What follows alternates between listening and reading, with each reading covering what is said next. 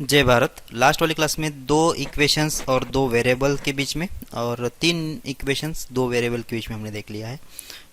आज वाली क्लास में देख लेते हैं three equations and three variables को कैसे सॉल्व करते हैं। ठीक है, तो शायद आपको ये क्रैमर्स रूल वाला जो है बोर्ड में अगर चल गया तो अच्छी बात है। तो अगर ऐसे तीन इक्वेशन दिया जाता है बराबर, तो तीन इक्वेशन दिया जाएगा। अभी जो इक्वेशंस है वो भी दो पार्ट में डिवाइड होगा वैसे, ठीक है ना। पहला जो होगा, जैसे कि हमने बोला था कि होमोजेनियस इक्वेशन बन जाता है। तो होमोजेनियस इक्वेशन का मतलब ये होता है कि जितने भी उसके अंदर टर्म्स होंगे उसके सबकी डिग्री जो होगी वो सेम होगी। ठीक है, और दूसरा जो होता है कौन सा, नॉन होमोजेनियस इक्वेशन सिस्टम। ठीक है, तो सबसे पहले हम लोग देखते हैं नॉन होमोजेनियस इक्वेशन सिस्टम, बाद में देखेंगे हम लोग होमोजेनियस इक्वेशन सिस्टम। ठीक है, तो तीन इक्वेशन दिया जाएगा। जैसे कि मान लेते हैं ऐसा, ये यहाँ पे एक इक्वेशन दिया गया है, यहाँ पे एक इक्वेशन लिखा हुआ और यहाँ पे एक इक्वेशन लिखा हुआ है। तो a1x plus b1y plus c1z equals to d1। अब d1 का डिग्री जो है 0 है, इसमें तो कोई वेरिएबल है नहीं। और इस c1z का डिग्री कितना है, इस टर्म का डिग्री है 1, इस टर्म का डिग्री 1 है, इस टर्म का डिग्री 1 है। मतलब इन तीन टर्म का डिग्री तो 1 1 है, लेकिन ये d का डिग्री कितना है, 0 है। इसका मतलब ये कौन सा है, नॉन होमोजेनियस इक्वेशन है बराबर। क्योंकि होमोजेनियस में हमने क्या बोला था कि सारे की डिग्री जो होती है सेम होना चाहिए। अब अगर इसको होमोजेनियस बनाए तो ये क्या करना पड़ेगा, मुझे जो d है उसको 0 करना पड़ेगा, जो कांस्टेंट है उसको 0 करना पड़ेगा। ठीक है, तो सॉल्व कैसे करें, जैसे हमने इसमें किया था ना, किस में किया था वैसे, फर्स्ट लेक्चर में हमने दो वेरिएबल के बीच में सॉल्व किया था इक्वेशन। जैसे कि यहाँ पे क्या किया हमने कि दो लाइन पैरेलल है या पैरेलल है, इंटरसेक्टिंग है या फिर कोइंसिडेंट है, ये हमने यहाँ पे इजीली हमने डिस्कस किया था, मतलब बना दिया था एक कंडीशंस कि इसके कोएफिशिएंट्स के बारे में। ठीक है, लेकिन ये अब ये तीन इक्वेशन जब आएंगे ना, तीन इक्वेशन जब आएंगे उस वाले केस में अब ये क्या है, अब ये स्ट्रेट लाइन तो नहीं है, ये है प्लेन। समझ में आती है आपको बात। ये कोई क्या है कि किसका इक्वेशन होता है वैसे, a1x plus b1y plus c1z equals to d1 जो होता है, अभी ये प्लेन का इक्वेशन है। अगर हम आगे चल के वेक्टर के साथ 3D पढ़ेंगे तब जाके आपको पता चलेगा कि प्लेन का इक्वेशन रहता है। ठीक है ना, तीन वेरिएबल में जो इक्वेशन आता है लीनियर इक्वेशन जो होता है प्लेन का इक्वेशन। अब ये अगर प्लेन का इक्वेशन है तो दूसरा जो दूसरा भी क्या होगा, जो a2x plus b2y plus c2z equals to d2। अब ये भी एक प्लेन का इक्वेशन होगा। मान लेता हूँ दूसरा प्लेन कैसा है कि ऐसा है कि इसको मतलब इंटरसेक्ट कर रहा है ये वाला ऐसे। ठीक है, तो ये जो होगा इसका लाइन ऑफ इंटरसेक्शन हो गया। दो प्लेन जो है अगर इंटरसेक्ट कर रहे तो क्या किस में कर सकते हैं कि एक लाइन में कट कर सकते हैं। मतलब ये पूरी जो लाइन है आप इमेजिन कर लेना, दो प्लेन है। जैसे अपनी नोटबुक को हम एक पेज अगर खोलेंगे तो इसका जो एकदम से मतलब वो जहाँ से पेज बंधा हुआ है वो जो लाइन है वो दो पेजेस का क्या है, लाइन ऑफ इंटरसेक्शन है। ठीक है, तो अपनी दीवार भी देख लो, एक वर्टिकल दीवार है और नीचे जो हॉरिजॉन्टल दीवार है वो दोनों कहाँ पे इंटरसेक्ट कर रहे हैं, कॉर्नर पे इंटरसेक्ट करेंगे। और ये जो पूरी जो कॉर्नर होगी, कॉर्नर की जो लाइन पास कर रही है ना, वो सारा क्या होगा अपना, वो लाइन ऑफ इंटरसेक्शन होगा। दो प्लेन का जो इंटरसेक्शन आएगा वो लाइन ऑफ इंटरसेक्शन आएगा। एक तो ये सिचुएशन पॉसिबल है दो प्लेन के बीच में, या फिर दूसरी सिचुएशन क्या है कि एक प्लेन तो यहाँ पे आ गया ये वाला, और दूसरा प्लेन क्या होगा कि इसके पैरेलल, जस्ट इसके पैरेलल रहेगा, मतलब ये दोनों कभी इंटरसेक्ट करेंगे नहीं। ठीक है, तो अपने घर के जो आप जहाँ जिस रूम में आप बैठे हो वो आप आपस की जो रूम दीवार दो आगे वाली और पीछे वाली दीवार देखो कैसी है, एक दूसरे को पैरेलल प्लेन्स है, वो ये कभी भी इंटरसेक्ट नहीं करेंगे। ठीक है, तो ये हो गए दो प्लेन्स। ठीक है ना, ये प्लेन पैरेलल है, ये कभी इंटरसेक्ट नहीं करेंगे। ये जो प्लेन्स है थोड़ा सा भी अगर इसको मैं घुमा देता हूँ, इस प्लेन को थोड़ा सा भी अगर घुमा देता हूँ तो कभी ना कभी इस प्लेन को ये टकराने वाला है बराबर। तो ये ऐसा नहीं कि मतलब सिर्फ पैरेलल प्लेन्स ही एक दूसरे को इंटरसेक्ट नहीं करेंगे, थोड़ा सा भी अगर उसके बीच में अगर इंक्लिनेशन आ जाता है, पैरेलल नहीं होते प्लेन्स, तो जाके वो हमेशा एक दूसरे के ऊपर इंटरसेक्ट करेंगे। और एक केस कौन सी पॉसिबल है कि दो प्लेन जो है एक दूसरे के ऊपर ही होंगे, तो ये एक प्लेन हो गया और दूसरा प्लेन भी इसी के ऊपर हो सकता है। ठीक है, मतलब इसके ऊपर ही आ गया, मतलब ये पूरे प्लेन दोनों मिला के एक ही है। मतलब इक्वेशन जैसे कॉन्सिडेंट लाइंस हो रही तो वैसे कॉन्सिडेंट प्लेन्स बन सकता है। तो दो प्लेन के बारे में तो इतने केसेस पॉसिबल है। ठीक है, और अगर मुझे सॉल्यूशन निकालना है तो तीन इक्वेशन तो दिया गया, कोई दिक्कत ही नहीं है। तो आपको दिख रहा होगा कि ये जो केस है इसमें तो कोई सॉल्यूशन मिलेगा ही नहीं, मुझे तीसरे प्लेन की जरूरत ही नहीं मुझे यहाँ पे चेक करने के लिए। अगर मुझे दो प्लेन पैरेलल दिख जाते हैं तो इसका मतलब उसका सॉल्यूशन मिलेगा ही नहीं, पक्का ही है। क्योंकि यही दोनों इंटरसेक्ट नहीं करे तो तीसरा इनको इंटरसेक्ट करने का भी कोई मतलब नहीं है। सॉल्यूशन सेट मतलब क्या होना चाहिए कि ऐसे एक्स वाई जेड का पेयर जो कि तीनों इक्वेशन को सेटिस्फाइड करे, ऐसा इन दोनों में ही कुछ नहीं है। तो मतलब ये पहला डायग्राम, ये दूसरा डायग्राम और ये तीसरा डायग्राम, बराबर। तो ये दूसरे डायग्राम में तो कोई सॉल्यूशन मिलने का चांस है ही नहीं, बराबर। हाँ, 1 में और 3 में चांस है। कैसा चांस है 1 में? अगर समझो मान लेता हूँ मेरा जो तीसरा प्लेन है, जो तीसरा प्लेन है अगर इसी लाइन ऑफ इंटरसेक्शन से पास कर सकता है, मतलब क्या होगा, चलो मान लेता हूँ कि ऐसा एक कोई प्लेन है ऐसे इस टाइप का, और ये किससे कहाँ से पास कर रहा है, इसी लाइन ऑफ इंटरसेक्शन से पास कर रहा है ऐसे, ठीक है। तो इसका मतलब ये हुआ कि अब ये तीनों जो प्लेन है वो इसी लाइन ऑफ इंटरसेक्शन से पास कर रहे हैं, ठीक है। इसका मतलब ये जो पूरे पॉइंट्स है, इससे पूरे पॉइंट्स है वो क्या है, इसके सॉल्यूशंस है। तो कितने सॉल्यूशंस हो गए इसके अंदर, ये जो लाइन के ऊपर जितने भी पॉइंट्स आएंगे वो सारे इसके सॉल्यूशंस है। एक तो ये केस बन जाएगा, ठीक है, इनफाइनाइट सॉल्यूशंस बन जाएंगे इस वाले केस में, क्योंकि लाइन के ऊपर का हर एक पॉइंट क्या है, इसका सॉल्यूशन है।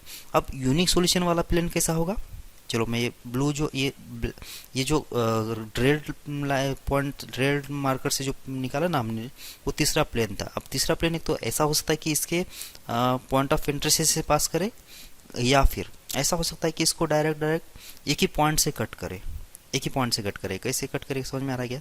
देखो, इस अगर समझो इसी पॉइंट से पास करने वाला इसको परपेंडिकुलर प्लेन ले लो, इस पॉइंट से पास करने वाला परपेंडिकुलर प्लेन बन सकता है, तो उस वाले केस में तो यूनिक सॉल्यूशन मिल जाएगा, ठीक है। समझ में आ रहा है? मतलब ये एक सॉल्यूशन भी आ सकता है, ये एक सॉल्यूशन भी आ सकता है। अच्छा, ये आपके दीवार का एक कौन सा भी कॉर्नर देख लो, जो टॉप ऊपर वाला जो फ्लोर ऊपर वाला जो प्लेन है, एक साइड वाला और एक साइड वाला, तीनों जो है कहाँ पे, एक कॉर्नर पे एक सिंगल पॉइंट पे कट कर रहे हैं, बराबर है क्या? तो सिंगल पॉइंट पे अगर कट कर रहे हैं तो वो जो पॉइंट होता है वो तो यूनिक सॉल्यूशन हो जाएगा, ठीक है, वो तो हो जाएगा यूनिक सॉल्यूशन। और अगर दो प्लेन है, अपने दो प्लेन है, चलो मैं तो इसको बाद में समझाता हूँ आपको, ये जो चीज़ है मैं डायरेक्ट प्रैक्टिकली आपको एक वीडियो दिखा के समझाता हूँ, ठीक है। अभी तो मतलब 3 सॉल्यूशन पॉसिबल होते हैं, अगर ये बात समझ में आए तो बहुत अच्छी बात है, नहीं तो फिर मैं तो वीडियो बनाने वाला हूँ, ठीक है ना। मतलब यहाँ से अगर ऐसा कोई अगर प्लेन पास करता है तो ऐसे इधर से, तो जाए क्या होगा कि इसका एक ही सॉल्यूशन मिलेगा, ठीक है, इसका एक ही सॉल्यूशन मिलेगा। और अगर इसी लाइन से पास करता है तो इससे इनफाइनाइट सॉल्यूशन मिलेंगे, ठीक है। अच्छा, यहाँ पे एक और केस पॉसिबल है। कौन सी केस पॉसिबल है? अगर कोई तीसरा जो प्लेन है इसको ही पैरेलल हो, तो इसका मतलब क्या कि उसके ऊपर से पास करेगा तो भी तो नहीं मिलेगा, ठीक है ना। मतलब बहुत सारे केसेस पॉसिबल है, ओके। मतलब इनफाइनाइट सॉल्यूशन पॉसिबल है, यूनिक सॉल्यूशन पॉसिबल है और नो सॉल्यूशन भी पॉसिबल है, ठीक है। तो ऐसे केसेस बन सकते हैं। तो यहाँ पे स्ट्रेट लाइन की तो बात है ही नहीं, ठीक है ना, तो प्लेन की बात चल रही है, ओके।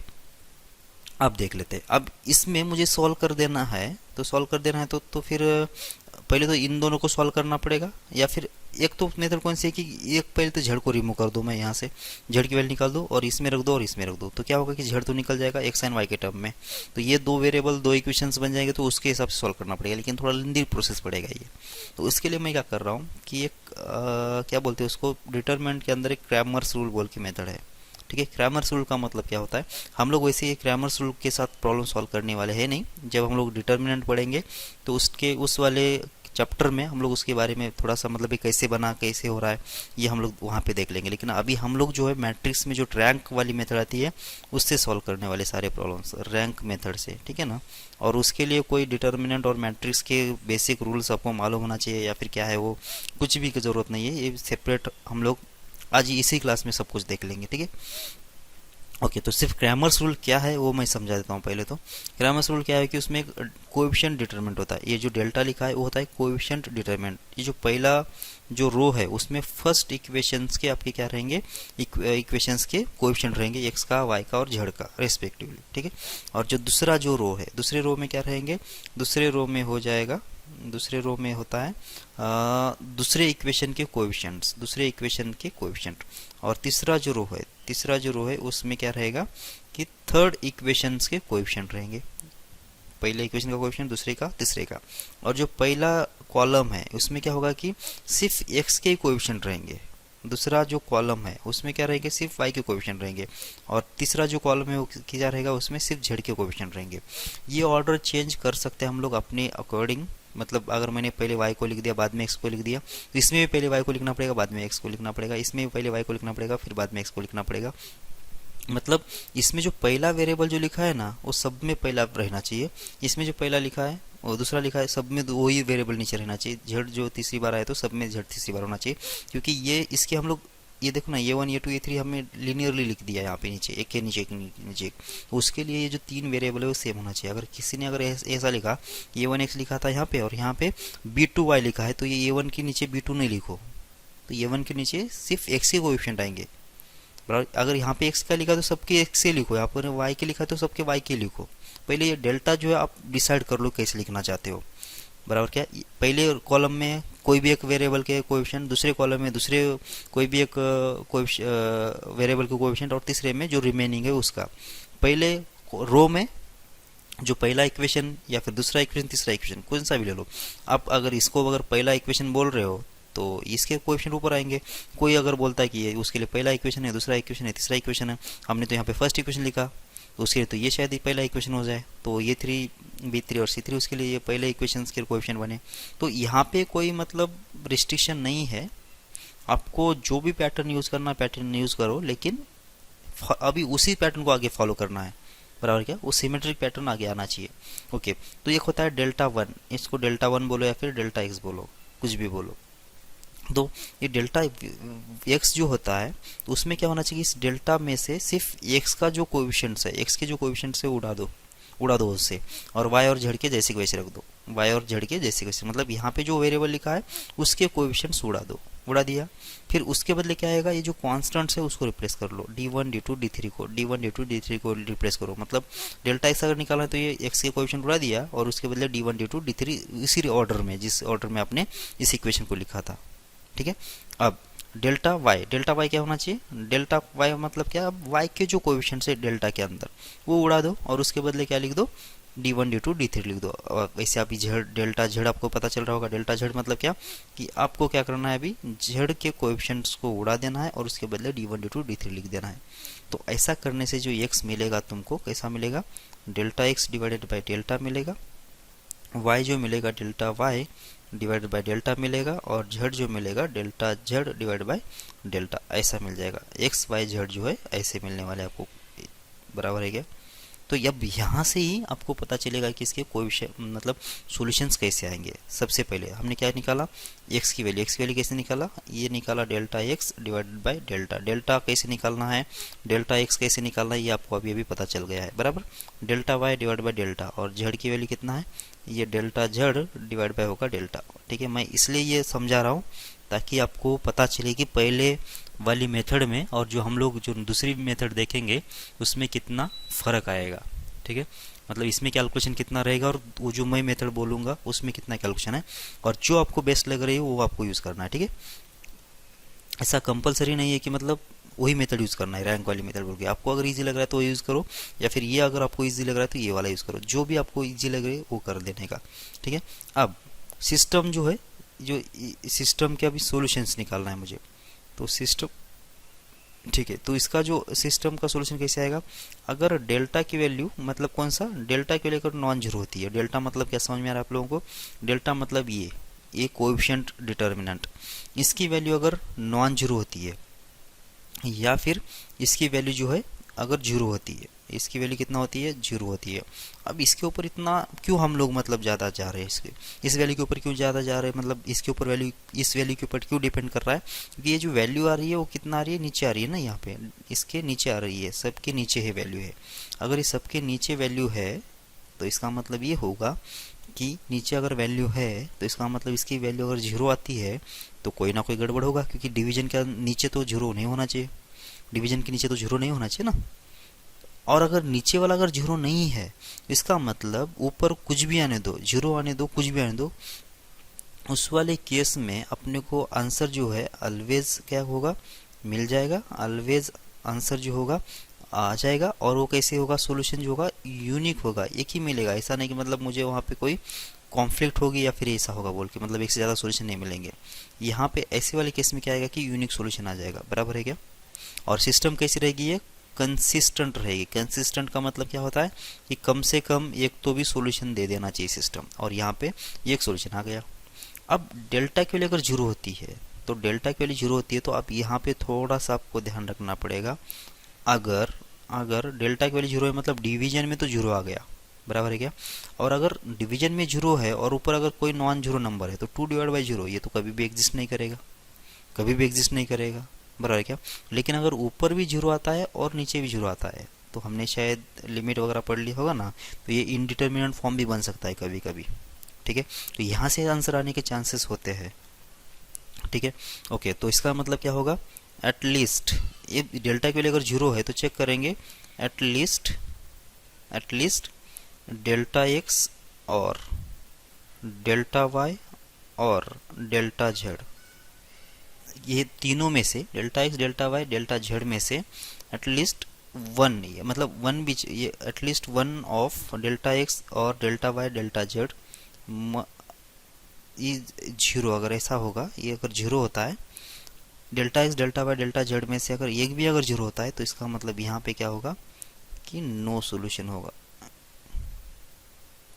ठीक है, नॉन जीरो, जीरो नहीं नॉन जीरो, यहाँ पे नॉन जीरो होना चाहिए। मतलब क्या कि ऊपर क्या है कि कम से कम एक भी अगर वैल्यू क्या होगी, नॉन जीरो होगी ना, डेल्टा एक्स की डेल्टा वाई डेल्टा जेड की वैल्यू, इस वाले केस में जो आएगा नो सॉल्यूशन आएगा। क्यों नो सॉल्यूशन आएगा, अगर मान लेता हूँ डेल्टा एक्स की वैल्यू नॉन जीरो है, मतलब 2 आ गया, तो 2 डिवाइड बाई जीरो तो एग्जिस्ट नहीं करेगा। अगर एग्जिस्ट एक्स ही एग्जिस्ट नहीं कर रहा, एक्स ही एग्जिस्ट नहीं कर रहा, तो ये जो हमने सिस्टम लिखा है ना, ये वाली समझो एक्स एग्जिस्ट नहीं है, तो ये जो इक्वेशन है एक्स एंड वाई और जेड तीनों के ऊपर डिपेंड है। अगर एक्स ही एग्जिस्ट नहीं तो वाई और जेड कैसे एग्जिस्ट हो सकता है, क्योंकि एक्स का आता पता मालूम नहीं है तो वाई और जेड भी एग्जिस्ट नहीं होगा। समझ में आ रही की बात आपको। तो ये तीनों एक दूसरे के ऊपर डिपेंड है, इसलिए क्या होगा कि इसका सोल्यूशन निकलेगा नहीं। इसमें क्या है कि तीनों में से कम एक तो भी जीरो होना चाहिए, एक से ज़्यादा भी जीरो हो गए तो भी, एक से ज़्यादा भी नॉन जीरो अगर होते तो भी चलेगा। यहाँ पे नॉन जीरो लिखा है, ध्यान रखो नॉन जीरो लिखा है, जीरो नहीं लिखा है, बराबर क्या। अगर यहाँ पे डेल्टा एक्स की वैल्यू और डेल्टा वाई की वैल्यू और डेल्टा जेड की वैल्यू, क्या तीनों के तीनों वैल्यू जीरो है क्या चेक करो, तीनों के तीनों वैल्यू जीरो है क्या चेक करो। तीनों के तीनों वैल्यू अगर जीरो होते हैं तो क्या होगा, ये एक्स कैसे आएगा जीरो बाई जीरो, वाई कैसे आएगा जीरो बाई जीरो, जेड कैसे आएगा जीरो बाई जीरो। मतलब शायद ऊपर और नीचे कोई कॉमन फैक्टर होगा, उसकी वजह से क्या हो रहा है कि इसका आंसर जीरो आ रहा होगा, वो कॉमन फैक्टर निकालने के बाद इसका आंसर निकल जाएगा। तो इस वाले केस में क्या मिलेगा मुझे, इनफाइनाइट सॉल्यूशंस मिलेंगे। और ये सिस्टम कैसी होगी, इनफाइनाइट सॉल्यूशन मिलेंगे। और ये सॉल्यूशन सिस्टम कैसी होगी, कंसिस्टेंट होगी। यहाँ पे भी क्या होगा, ये कंसिस्टेंट होगा। यहाँ पे कोई सॉल्यूशन नहीं मिल रहा है, इसका मतलब ये होगा इनकंसिस्टेंट सिस्टम, बराबर। ओके, तो सिस्टम कैसी होगी, कंसिस्टेंट होने के लिए यूनिक सॉल्यूशन और इनफाइनाइट सॉल्यूशन दोनों भी जिम्मेदार रहेंगे। एक तो डेल्टा की वैल्यू नॉन जीरो हो जाए तो बहुत ही अच्छी बात है, लेकिन अगर डेल्टा की वैल्यू अगर जीरो हो जाती है तो मुझे चेक करना पड़ेगा डेल्टा एक्स भी जीरो होना चाहिए, डेल्टा वाई भी जीरो होना चाहिए, डेल्टा जेड भी जीरो होना चाहिए। ये तीनों के तीनों जीरो होना चाहिए, मतलब ये तीनों प्लस डेल्टा, ये चार अगर जीरो हो जाते तब जाके क्या होगा, इसका इनफाइनाइट सॉल्यूशन आ जाएगा। समझ में आपको बात। और नो सॉल्यूशन के लिए डेल्टा की वैल्यू जीरो होना मस्ट है, ये होता है तो ही जाके हम आगे जाएंगे। ठीक है, इन दोनों केसेस के लिए डेल्टा की वैल्यू जीरो होना बहुत मस्ट है। अगर डेल्टा की वैल्यू अगर जीरो हो रही है तो इन तीनों के बीच में, मतलब ऐसी दुआ करो कि डेल्टा एक्स डेल्टा वाई और डेल्टा जेड तीनों में से कम एक का आंसर तो भी नॉन जीरो आना चाहिए, तब जाके इसका नो सॉल्यूशन आएगा। ठीक है, और अगर तीनों का भी आंसर जीरो आ गया तो इस वाली केस में इनफाइनाइट सॉल्यूशन आएंगे। ठीक है, मतलब डेल्टा एक्स की वैल्यू, डेल्टा वाई और डेल्टा जेड की वैल्यू जीरो होना जरूरी है। अगर डेल्टा एक्स वैल्यू जीरो हो रही है, डेल्टा वाई की जीरो हो रही है और डेल्टा जेड की वैल्यू वन आ रही है, तो ऐसा नहीं सोचो कि यार ये वन भी तो जीरो के आसपास है और बेचारे दोनों जीरो ही हो गए तो भी इसका नो सॉल्यूशन दे देते हैं, ऐसा नहीं। Delta x delta y delta z तीनों के तीनों जीरो होना ज़रूरी है, तब जाके क्या होगा, ये इनफाइनाइट सॉल्यूशंस आ जाएंगे और सिस्टम जो होगा कंसिस्टेंट होगा। ठीक है, अब आते हैं हम लोग प्रॉब्लम के ऊपर। अब देख लो ये प्रॉब्लम है, तो डेल्टा की वैल्यू निकाल देना है और सिस्टम कैसा है, कंसिस्टेंट है। अच्छा, सिस्टम कंसिस्टेंट कब होगा, एक तो डेल्टा की वैल्यू नॉन जीरो हो जाए, ये पहली केस, तब जाके क्या आएगा कि इसमें यूनिक सॉल्यूशन आ जाएगा। तो सिस्टम कैसी है, कंसिस्टेंट है, बराबर। एक तो ये केस, या फिर दूसरी केस कैसी, अगर डेल्टा की वैल्यू जीरो है देन क्या होना चाहिए कि डेल्टा एक्स की वैल्यू भी जीरो होना चाहिए, डेल्टा वाई की वैल्यू भी जीरो होना चाहिए एंड डेल्टा जेड की वैल्यू भी जीरो होना चाहिए। तीनों की तीनों वैल्यू जो है जीरो होना बहुत मस्ट है। डेल्टा एक्स की वैल्यू जीरो, डेल्टा वाई की वैल्यू जीरो और डेल्टा जेड की वैल्यू जीरो, तीनों की तीनों वैल्यू जो है जीरो होना मस्ट है। तो अब देखो कि इसमें कैलकुलेशन कितना होगा। पहले तो डेल्टा की वैल्यू जीरो या नॉन जीरो करा दो। ठीक है, फिर यहाँ पे देख लो डेल्टा कितना है वो पहले ढूंढना पड़ेगा, तो डेल्टा निकाल दो, कितना आ जाएगा, डेल्टा जो होता है कोएफिशिएंट डिटरमिनेंट होता है। और कोएफिशिएंट डिटरमिनेंट मतलब एक्स का, वाई का और जेड का, इसी ऑर्डर में मैं कोएफिशिएंट लिख लेता हूँ। पहले में आ जाएंगे किसके, एक्स पहले इक्वेशन के, तो 1 1 -2, सही है। दूसरे इक्वेशन, दूसरे रो में दूसरे इक्वेशन के कोएफिशिएंट, तो 2 -3 और हो जाएगा +1। और इसके बाद आएगा कितना, इसके बाद आएगा 1 -5 और 4, तो 1 -5 और होगा ये 4, सही है ये। अब इसके बाद क्या करोगे, सॉल्व कर लो इसको। अब ये कितना आ रहा है वो देखना पड़ेगा। अगर जीरो आता है तो ये दूसरी केस होगी, जीरो नहीं आता है तो पहली केस होगी, ठीक है। और पहली तो केस होगी नहीं लग रहा है, क्योंकि यहाँ पे डेल्टा अगर निकाल देना है तो यहाँ पे तो इसमें तो डेल्टा है ही नहीं। वैसे अगर ये नॉन जीरो होगा तो वैसे भी कंसिस्टेंट हो ही गया, डेल्टा की तो वैल्यू ऑल रियल नंबर ले सकता हूँ मैं, ठीक है। तो शायद ये जीरो ही आएगा, पता नहीं, देख लेते कितना आ जाएगा ये। तो 1 × कितना होता है ये -12 और प्लस हो जाएगा 5 और -1 टाइम्स कितना होगा ये होगा 12 और होगा -1 और इधर से आ जाए कितना -2 टाइम्स, -2 टाइम्स कितना होना चाहिए -10 और होगा +3, ठीक है। कितना हो गया, ये हो गया -12 + 5 -7 और ये आ जाएगा कितना -11 और इधर से आ जाए कितना -2 टाइम्स माइनस हो जाएगा 7, कितना आ रहा है देख लो, ये होगा -7 -11 -7 -11 कितना आ रहा है -7 -11 हो जाएगा माइनस, ये बराबर लिखा है ना सब कुछ, क्योंकि ये तो नॉन जीरो आ रहा है तो डेल्टा लैम्बडा तो belongs to zero, all real numbers आएगा। बराबर लिखा है 1 1 -2 2 -3 1 1 -5 और 4, 1 × हो जाएगा 4 3 12 +5, सही है। -1 टाइम्स हो जाएगा 12 -1, सही है। -2 टाइम्स हो जाएगा -10 +3, बराबर तो लिखा है। चलो -7 -11 कितना आ जाएगा, माइनस हो जाएगा 18 और ये होगा +14, तो कितना आंसर आ गया -4। अब ये डेल्टा के लिए अगर नॉन जीरो आ रही है, इसका मतलब अब डेल्टा एक्स जीरो आने दो नहीं आने दो कोई फर्क नहीं पड़ता है। इस वाली केस में क्या आएगा कि यूनिक सॉल्यूशन आ जाएगा। तो इसका मतलब डेल्टा की वैल्यू कितना होना चाहिए, ऑल रियल नंबर्स।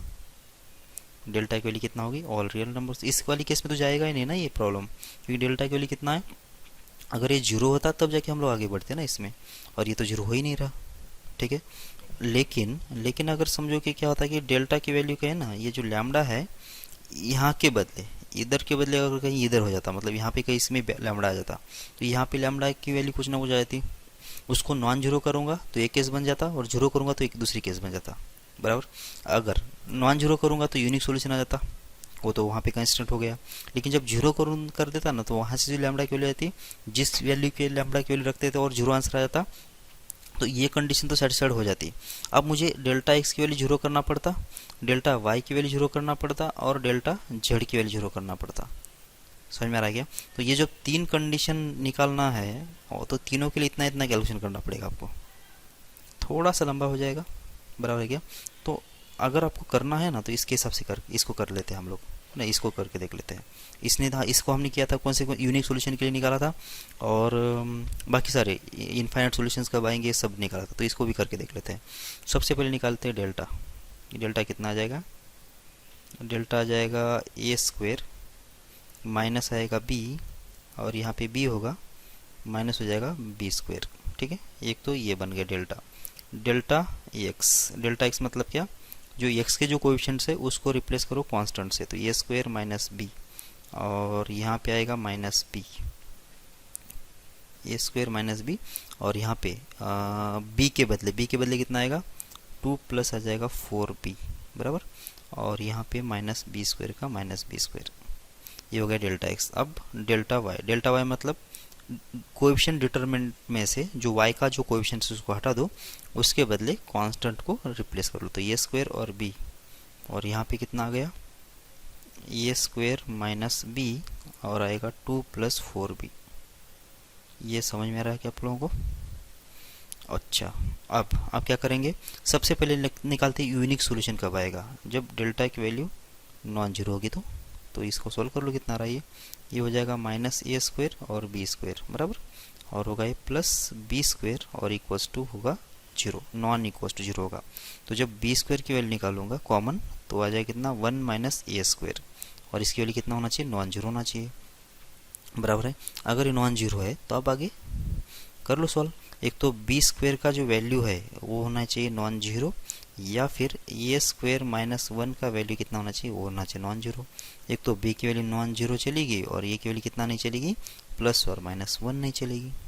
ठीक है, दो वैल्यू आ गई थी ना, उधर से भी यही वैल्यू आई थी। ठीक है ना, आप अगर चेक करना तो चेक कर लो। यूनिक सॉल्यूशन के लिए हमने कौन सी वैल्यू निकाला था, यहाँ पे देख लो, यहाँ पे ऊपर निकाला था ना, ए की वैल्यू प्लस और माइनस वन नहीं होना चाहिए था और बी की वैल्यू जीरो नहीं होना चाहिए था। ठीक है, वही वैल्यू आ गई इधर से भी। अब निकालते हैं हम लोग किसके लिए, इनफाइनाइट सॉल्यूशंस के लिए। जब इनफाइनाइट सॉल्यूशंस की बात करते हैं तो इनफाइनाइट सॉल्यूशंस बराबर, तो उसके लिए क्या क्या होना चाहिए, सबसे पहले तो होना चाहिए डेल्टा की वैल्यू जीरो, पहली केस। ठीक है, इसके साथ साथ क्या होना चाहिए, इनफाइनाइट सॉल्यूशन के लिए डेल्टा एक्स भी जीरो होना चाहिए, एंड क्या होना चाहिए कि डेल्टा वाई भी जीरो होना चाहिए। समझ में आ रहा है क्या?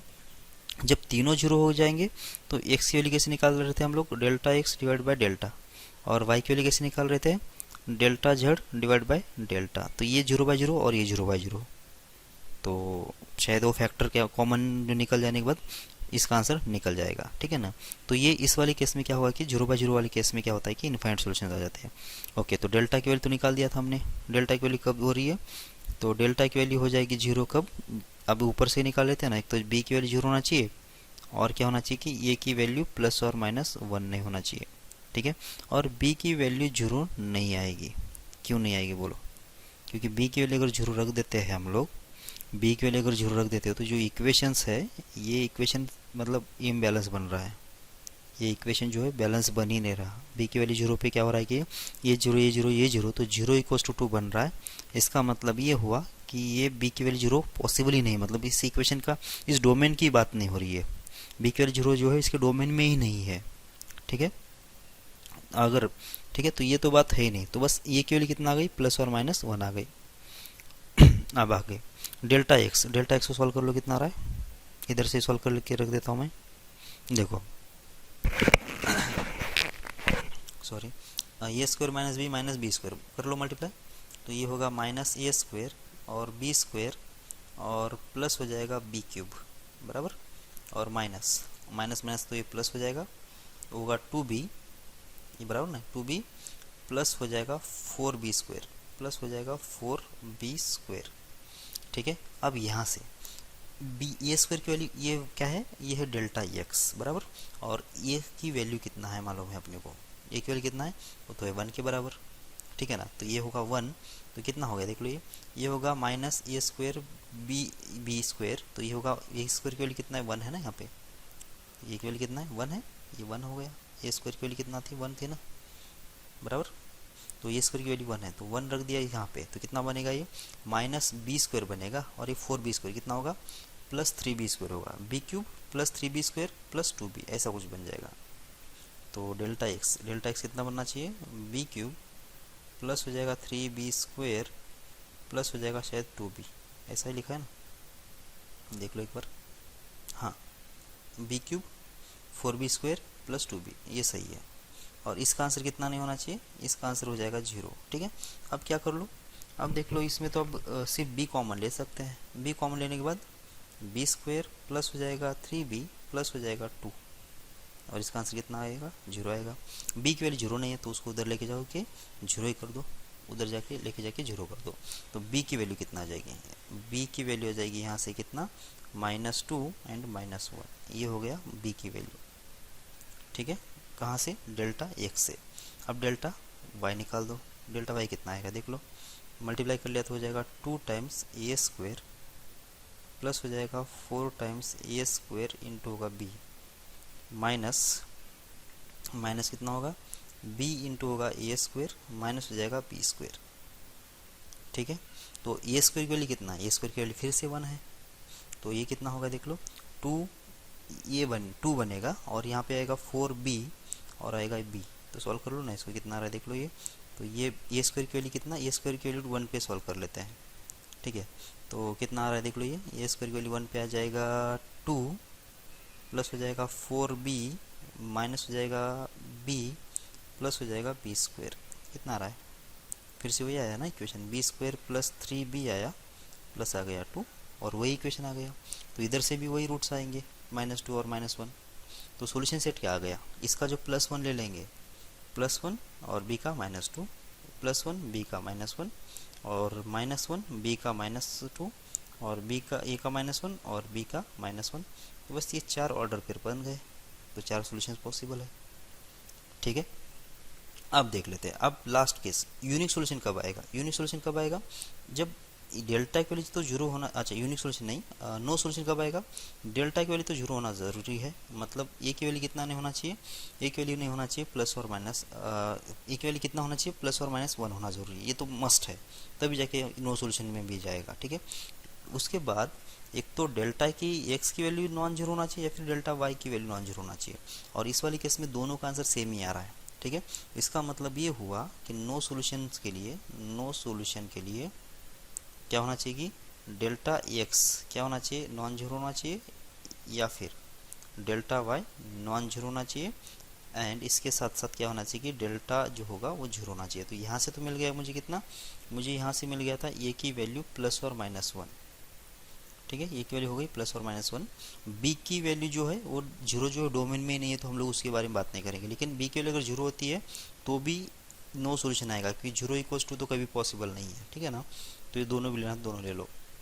डेल्टा एक्स वैल्यू कितना, non zero, delta x value non zero मतलब क्या, बी की वैल्यू -2 और -1 पे जीरो हो रहा है, तो बस ये वैल्यू हटा दो यहाँ से।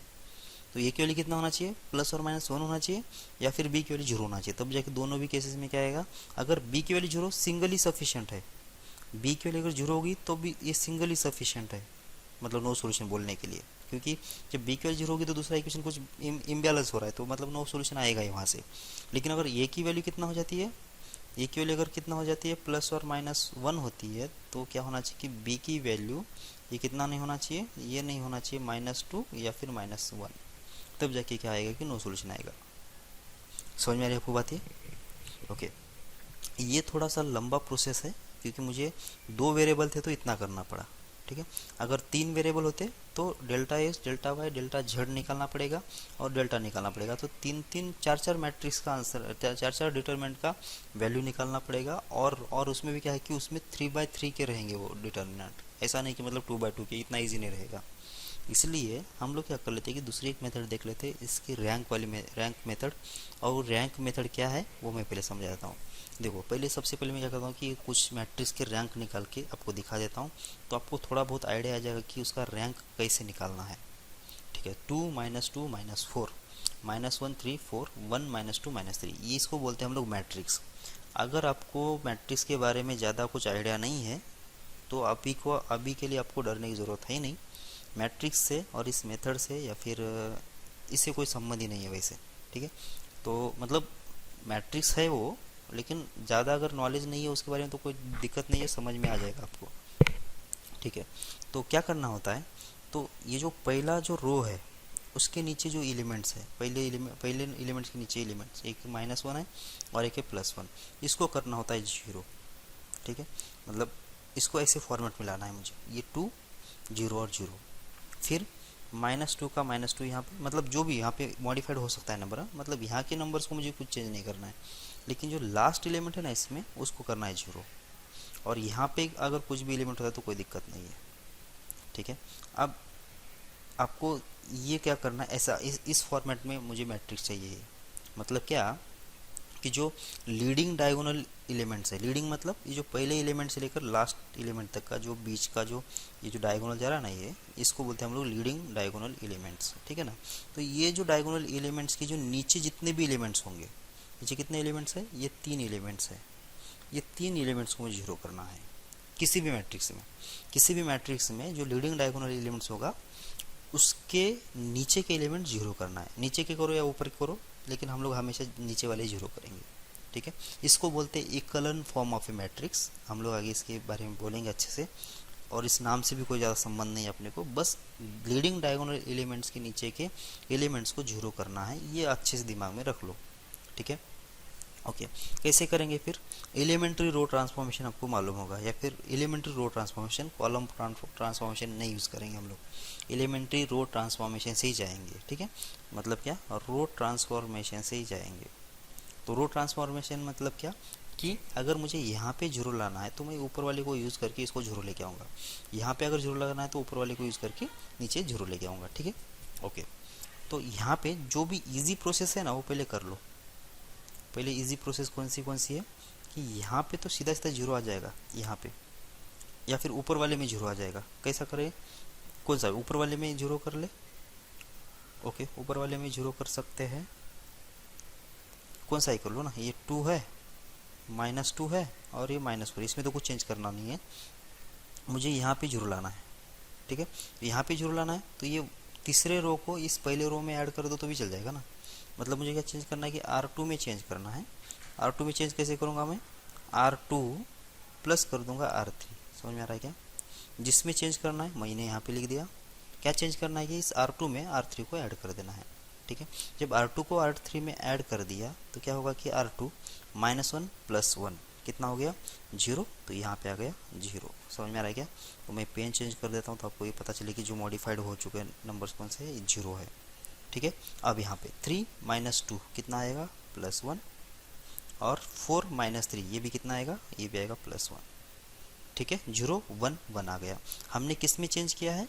हमने चेंज किया है R2 में। कहाँ दिख रहा है मुझे? ये जो पहला दिख रहा है R2 में चेंज किया। क्या R3 में चेंज किया क्या? नहीं। तो जैसे कि वैसे इसको लिख दो, ये -2 का -2, ये होगा -3 का -3। सही है। अब ये काम हो गया हमारा, यहाँ पे तो 0 आ गया। अब क्या करना पड़ेगा? यहाँ पे लाना पड़ेगा मुझे 0। तो उसके लिए क्या करेंगे? उसके लिए करेंगे R3 में मुझे ऑपरेशन करना है। R3 में कैसे करेंगे? यहाँ पे 1 है। अब इसको तो यूज़ नहीं कर सकता हूँ मैं, क्योंकि ये 0 को कुछ भी कर तो ये तो इसमें तो कुछ चेंज होगा नहीं। तो मैं R1 को यूज़ करूँगा।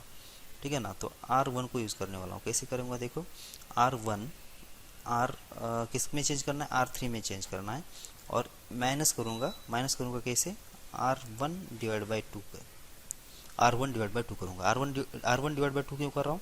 क्योंकि मुझे यहाँ पे 0 अगर लाना है तो ये 1 - 1 करूँगा तो ही 0 आएगा ना। तो यहाँ पे तो 2 है, तो 2 को जब 2 से डिवाइड कर देंगे तो 1 बन जाएगा। 1 - 1 तो 0 हो जाएगा। समझ में आ रहा है क्या? अच्छा, ये जो लिख रहा हूँ मैं, ये जो लिख रहा हूँ यहाँ पे R1/2, ये R1/2 सिर्फ मैं किसके लिए लिख रहा हूँ? इसको सिर्फ ये ऑपरेशन करने के लिए। ये इसमें कुछ चेंज होगा नहीं, इस R2 में कुछ भी चेंज नहीं होगा। ये जो डिवाइड बाय 2 कर रहा हूँ बस ये इस ऑपरेशन की तरफ, ऑपरेशन के लिए लिख रहा हूँ। मतलब ये परमानेंट चेंजेस नहीं है। हाँ, परमानेंट चेंजेस किस में हो जाएंगे? या R3 में चेंजेस हो जाएंगे। यहाँ पे जो मल्टीप्लाई डिवाइड किया हमने उसमें उसके वजह से R1 में कुछ चेंजेस नहीं होंगे। ठीक है, ये शायद आपको मालूम है, एलिमेंट्री रो ट्रांसफॉर्मेशन आपने पढ़ लिया होगा। ठीक है ना। तो चेंजेस किस में नहीं हो रहा है? 2 -2 और ये -4, इसमें तो चेंज होगा नहीं। अब इसमें भी चेंज नहीं होगा क्योंकि इसमें तो हमने कुछ किया है नहीं अभी। अब चेंज होने वाला है कौन से में? R3 में। क्या चेंज होगा? देखो, देख लो यहाँ पे R3 कितना है मेरे पास? 1 है। यहाँ पे लिख देता हूँ मैं 1। अब R1 कितना है? 2 है। 2/2 कितना हो गया? 1। तो ये 1 - 1 कितना हो गया? ये तो हो गया 0 बराबर। तो यहाँ पे हो जाएगा, यहाँ पे आ गया कितना? 0 आ गया यहाँ पे। अब यहाँ से देख लेते हैं, यहाँ पे R इसमें R कितना है? ये R3 है। कितना है? -2 है। ठीक है, ये हो गया -2। अब क्या करना है? -R1/2 करना है। -R1 कितना है? -2 है। -2/2 कितना आएगा? -1 आएगा। माइनस माइनस से प्लस हो जाएगा। तो कितना आंसर आ गया? ये आ गया -1। देख लो, कुछ गड़बड़ है तो आप चेक कर लेना। फिर -3 और ये हो जाएगा कितना? -3 माइनस ऑफ कितना होना चाहिए? -4/2 कितना हो गया? ये हो गया -1, ये भी हो गया -1। ठीक है, तो ये बन गया इसका ऐसा। अब जो भी है वो लिख लो, कितना आ रहा है देख लो ये। अच्छा, ये तो हो गया कितना? यहाँ पे 0 आ गया और यहाँ पे 0 आ गया। अब हमको कहाँ पे 0 लाना है? यहाँ पे 0 लाना है। बस यहाँ पे 0 लेके आए तो काम हो गया मेरा। ठीक है, अब यहाँ पे 0 लाने के लिए मैं ये R1 को यूज़ नहीं कर सकता। क्यों नहीं कर सकता पता है क्या? अगर मैं इस R1 को यूज़ कर लेता हूँ तो क्या होगा कि ये जो बनाया हमने 0 बनाया ना, वो ये इसको, ये जो 2 जो है उसको चेंज कर देगा और दोबारा मतलब ये इनफाइनाइट प्रोसेस में चीज़ें घूम जाएगी। मतलब इसको 0 बनाने के लिए इसको चेंज, इसकी कुर्बानी देना पड़ेगा, और इसको फिर से जीरो करने के लिए इसकी ओर बढ़ देना पड़ेगा। इसलिए हम लोग क्या करेंगे कि जो रो 1 है इसका अब काम खत्म हो गया, इसको साइड में कर दो। साइड में करने के बाद अब यहाँ पे अगर जीरो लाना है तो इसको यूज़ कर लो, सेकंड वाले को। क्यों सेकंड वाले को यूज़ करो? क्योंकि ऑलरेडी यहाँ पे जीरो आ चुका है और इस जीरो की वजह से इसमें कुछ चेंजेस नहीं होगा, ये जीरो का जीरो ही रहेगा। ठीक है, तो अब यहाँ पे कौन सा ऑपरेशन लगा देंगे हम लोग? तो बस यहाँ पे 1 है, यहाँ पे -1 है, तो क्या करना है मुझे? R3 में चेंजेस करना है। कैसे क्या चेंजेस करूँगा? R3 प्लस करूँगा मैं R2। ठीक है, तो चेंजेस किस में होगा? सिर्फ R3 में होगा, तो इसको तो जैसे वैसे लिख दो। ठीक है, तो ये होगा 0, ये होगा 1, ये होगा 1। ठीक है, तो ये 0 प्लस 0 कितना हो रहा है? ये तो होगा 0, 1 माइनस 1 ये तो 0, 1 माइनस 1 ये भी 0 हो गया। बस ये बन गया ऐसे। हमको किसकी ज़रूरत थी? हमको ज़रूरत थी इसकी, मतलब इन 3 जीरोज़ की, ये 3 जीरोज़ की, ये लीडिंग जो नंबर्स है उनकी जीरो की ज़रूरत थी। लेकिन इन तीनों के जीरो करने के चक्कर में ये यहाँ पे भी जीरो आ गया। आने दो, कोई दिक्कत नहीं, मुझे इससे कोई संबंध नहीं है। ठीक है, ये आता है तो भी चलेगा, नहीं आता है तो भी चलेगा, अपने को उससे कोई संबंध नहीं है। ठीक है, अब क्या करना है, रैंक कैसे मेजर करना है उसके बारे में बोल देता हूँ। तो रैंक को हम लोग इस रो से डिनोट करते हैं। अगर ये मैट्रिक्स ए है तो रैंक ऑफ ए इसको ऐसा लिखेंगे। ये जो मैट्रिक्स है इसको अगर मैं ए बोल रहा हूँ तो रैंक ऑफ ए मतलब कैसे? ये रो ऑफ ए ऐसा होता है इसका rank of matrix. Rank of matrix क्या होता है अभी देख लो। रैंक ऑफ मैट्रिक्स ये होता है कि जब हमने इक्वलन फॉर्म बनाया, इक्वलन फॉर्म मतलब क्या कि जो ये देखो ना, ये जो 3 डायगोनल एलिमेंट्स के नीचे के जो 3 जो ट्रायंगल है, एलिमेंट्स का जो ट्रायंगल बन रहा है उसको मुझे क्या करना है कि जीरो कर देना है। कर दिया मैंने ये जीरो। कैसे किया? By using elementary row transformation. ठीक है, अब ये करने के बाद मुझे क्या करना है कि अभी सारे रोज को स्कैन करना है, सारे रोज को स्कैन करना है और देखना है कि कितने नॉन जीरो रोज बच गए। फिर से एक बार, इक्वलन फॉर्म बनने के बाद, इक्वलन फॉर्म क्या है कि डायगोनल एलिमेंट्स के नीचे जो एलिमेंट्स बनेंगे, डायगोनल एलिमेंट्स के नीचे जो एलिमेंट्स बनेंगे वो सारे को जीरो करना है। इसमें डायगोनल एलिमेंट्स कौन से थे? ये 3 बराबर। इसके नीचे कौन से है? ये ट्रायंगल। ये ट्रायंगल के एलिमेंट जीरो हो गए क्या? बिल्कुल जीरो हो गए। कैसे हो गए? Using elementary row transformation. अब ये होने के बाद मुझे क्या ढूंढना है भी? अब ढूंढना है कि सारे रो को, मतलब रो को स्कैन करो, पूरा 3 ही तो रो है, 3 रो को स्कैन करना है और मुझे नॉन जीरो रोज कितने उसमें से काउंट करना है। नॉन जीरो रोज का मतलब क्या होता है मैं समझा देता हूँ कि किसी भी रो में अगर एक भी नॉन जीरो एलिमेंट दिख जाता है तो हो जाएगा नॉन जीरो रो। ठीक है, और सारे के सारे अगर एलिमेंट जीरो हो जाते हैं तो हो जाएगा जीरो रो। समझ में आ रहा है क्या? ओके, तो सबसे पहले इसमें कितने नॉन जीरो रोज है देख लो। पहला रो कितना, इसमें कितना है? 2 - 2 - 4 है। क्या ये जीरो रो है या नॉन जीरो रो है? हमने क्या बोला? सारे के सारे अगर जीरो हो जाते हैं एलिमेंट्स तो ही जीरो रो है। अगर एक भी अगर नॉन जीरो एलिमेंट उसमें दिख जाता है तो हो जाता है वो नॉन जीरो रो। तो यहाँ पे तो बहुत तीनों की तो नॉन जीरो है, तो ये तो नॉन जीरो रो हो गया, तो ये एक हो गया बराबर। अब नीचे वाली लाइन में ये जीरो है, यहाँ पे 1 है और यहाँ पे 1 है। यहाँ पे भी इस रो में भी कम से कम एक एलिमेंट तो भी नॉन जीरो है, इसका मतलब ये भी नॉन जीरो रो है। ठीक है, तो ये भी कैसा है? नॉन जीरो रो है। और ये भी कैसा है? ये भी है नॉन जीरो रो। ठीक है, अब लास्ट वाला ये नॉन जीरो क्यों है? क्योंकि ये 1 और 1 आ गया ना, 2 बार 1 आ गया, हमको तो एक ही चाहिए था, ये फिर 2 आ गई। ठीक है, और लास्ट वाले में देख लो, यहाँ पे जीरो है, यहाँ पे जीरो है और यहाँ पे जीरो है, तो ये कैसा हो गया? ये हो गया जीरो रो। समझ में आ रहा है क्या? तो क्या क्या समझ में आ रहा है आपको कि नॉन जीरो रो मतलब हर एक रो में से कम एक तो भी नॉन जीरो एलिमेंट होना चाहिए, तब जाके उसको नॉन जीरो रो बोलेंगे। ठीक है, अगर इस जीरो के बदले आप मान लेते हैं कि 2 होता तो ये भी नॉन जीरो रो हो जाता है, क्योंकि ये दोनों जीरो है लेकिन यहाँ पे तो नॉन जीरो एलिमेंट आ गया ना। ठीक है, लेकिन यहाँ पे तीनों के तीनों एलिमेंट्स कैसे आ गए? जीरो आ गए, इसलिए कैसा है? ये जीरो रो है। ठीक है, अब रैंक ऑफ मैट्रिक्स क्या होता है? तो इक्वलन फॉर्म बनाने के बाद जितने उसमें नॉन जीरो रोज बचेंगे वो उसकी रैंक होती है। फिर से एक बार, इक्वलन फॉर्म बनाने के बाद अब उसमें नॉन जीरो रोज काउंट करेंगे कितने हैं, जितने नॉन जीरो रोज होंगे उतना उसका रैंक होगा। और इस मैट्रिक्स में कितना रैंक है इसका? 2 है। बस इतना ही देखना है आपको। ठीक है, अब ये पहला प्रॉब्लम था इसलिए हमने क्या किया कि बहुत ही स्लोली किया है। तो अब दूसरा प्रॉब्लम में इतना मतलब टाइम नहीं लगेगा, अभी उसको तो हम लोग फटाफट कर लेंगे। ठीक है, समझ में आ रहा है आपको ये भी चीज़ें कैसी चल रही है? ओके, मतलब करना क्या है कि जो लीडिंग डायगोनल एलिमेंट्स है ना उसके नीचे जो एलिमेंट्स है उसको जीरो कर देना है, बाकी इसमें कुछ चेंज हो रहा है उसको देखना नहीं है। मतलब बस यहाँ पे जो ट्रायंगल बन रहेगा, ये जो ट्रायंगल बन रहा है 3 एलिमेंट्स का, उसको जीरो कर देना है, इतनी बात है। ठीक है, तो कर लो फटाफट इसको सॉल्व, इसको भी कर लेते हैं। अब मैं क्या कर लेता हूँ कि यहाँ पे R2 में चेंजेस करना है मुझे। R2 में चेंजेस कैसे करेंगे, ये R2 माइनस 2 इंटू R1 कर दूंगा।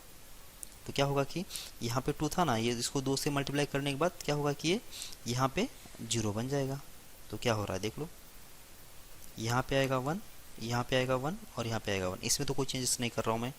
तो क्या करने वाला हूँ, 2 में चेंज करने वाला, 2 रो में, सेकंड रो में चेंज होगा। कैसे होगा, R2 माइनस 2 इंटू R1। तो पहले तो इसको 2 से मल्टीप्लाई कर लो और इसमें से घटा दो, तो 2 माइनस 2 0 हो गया।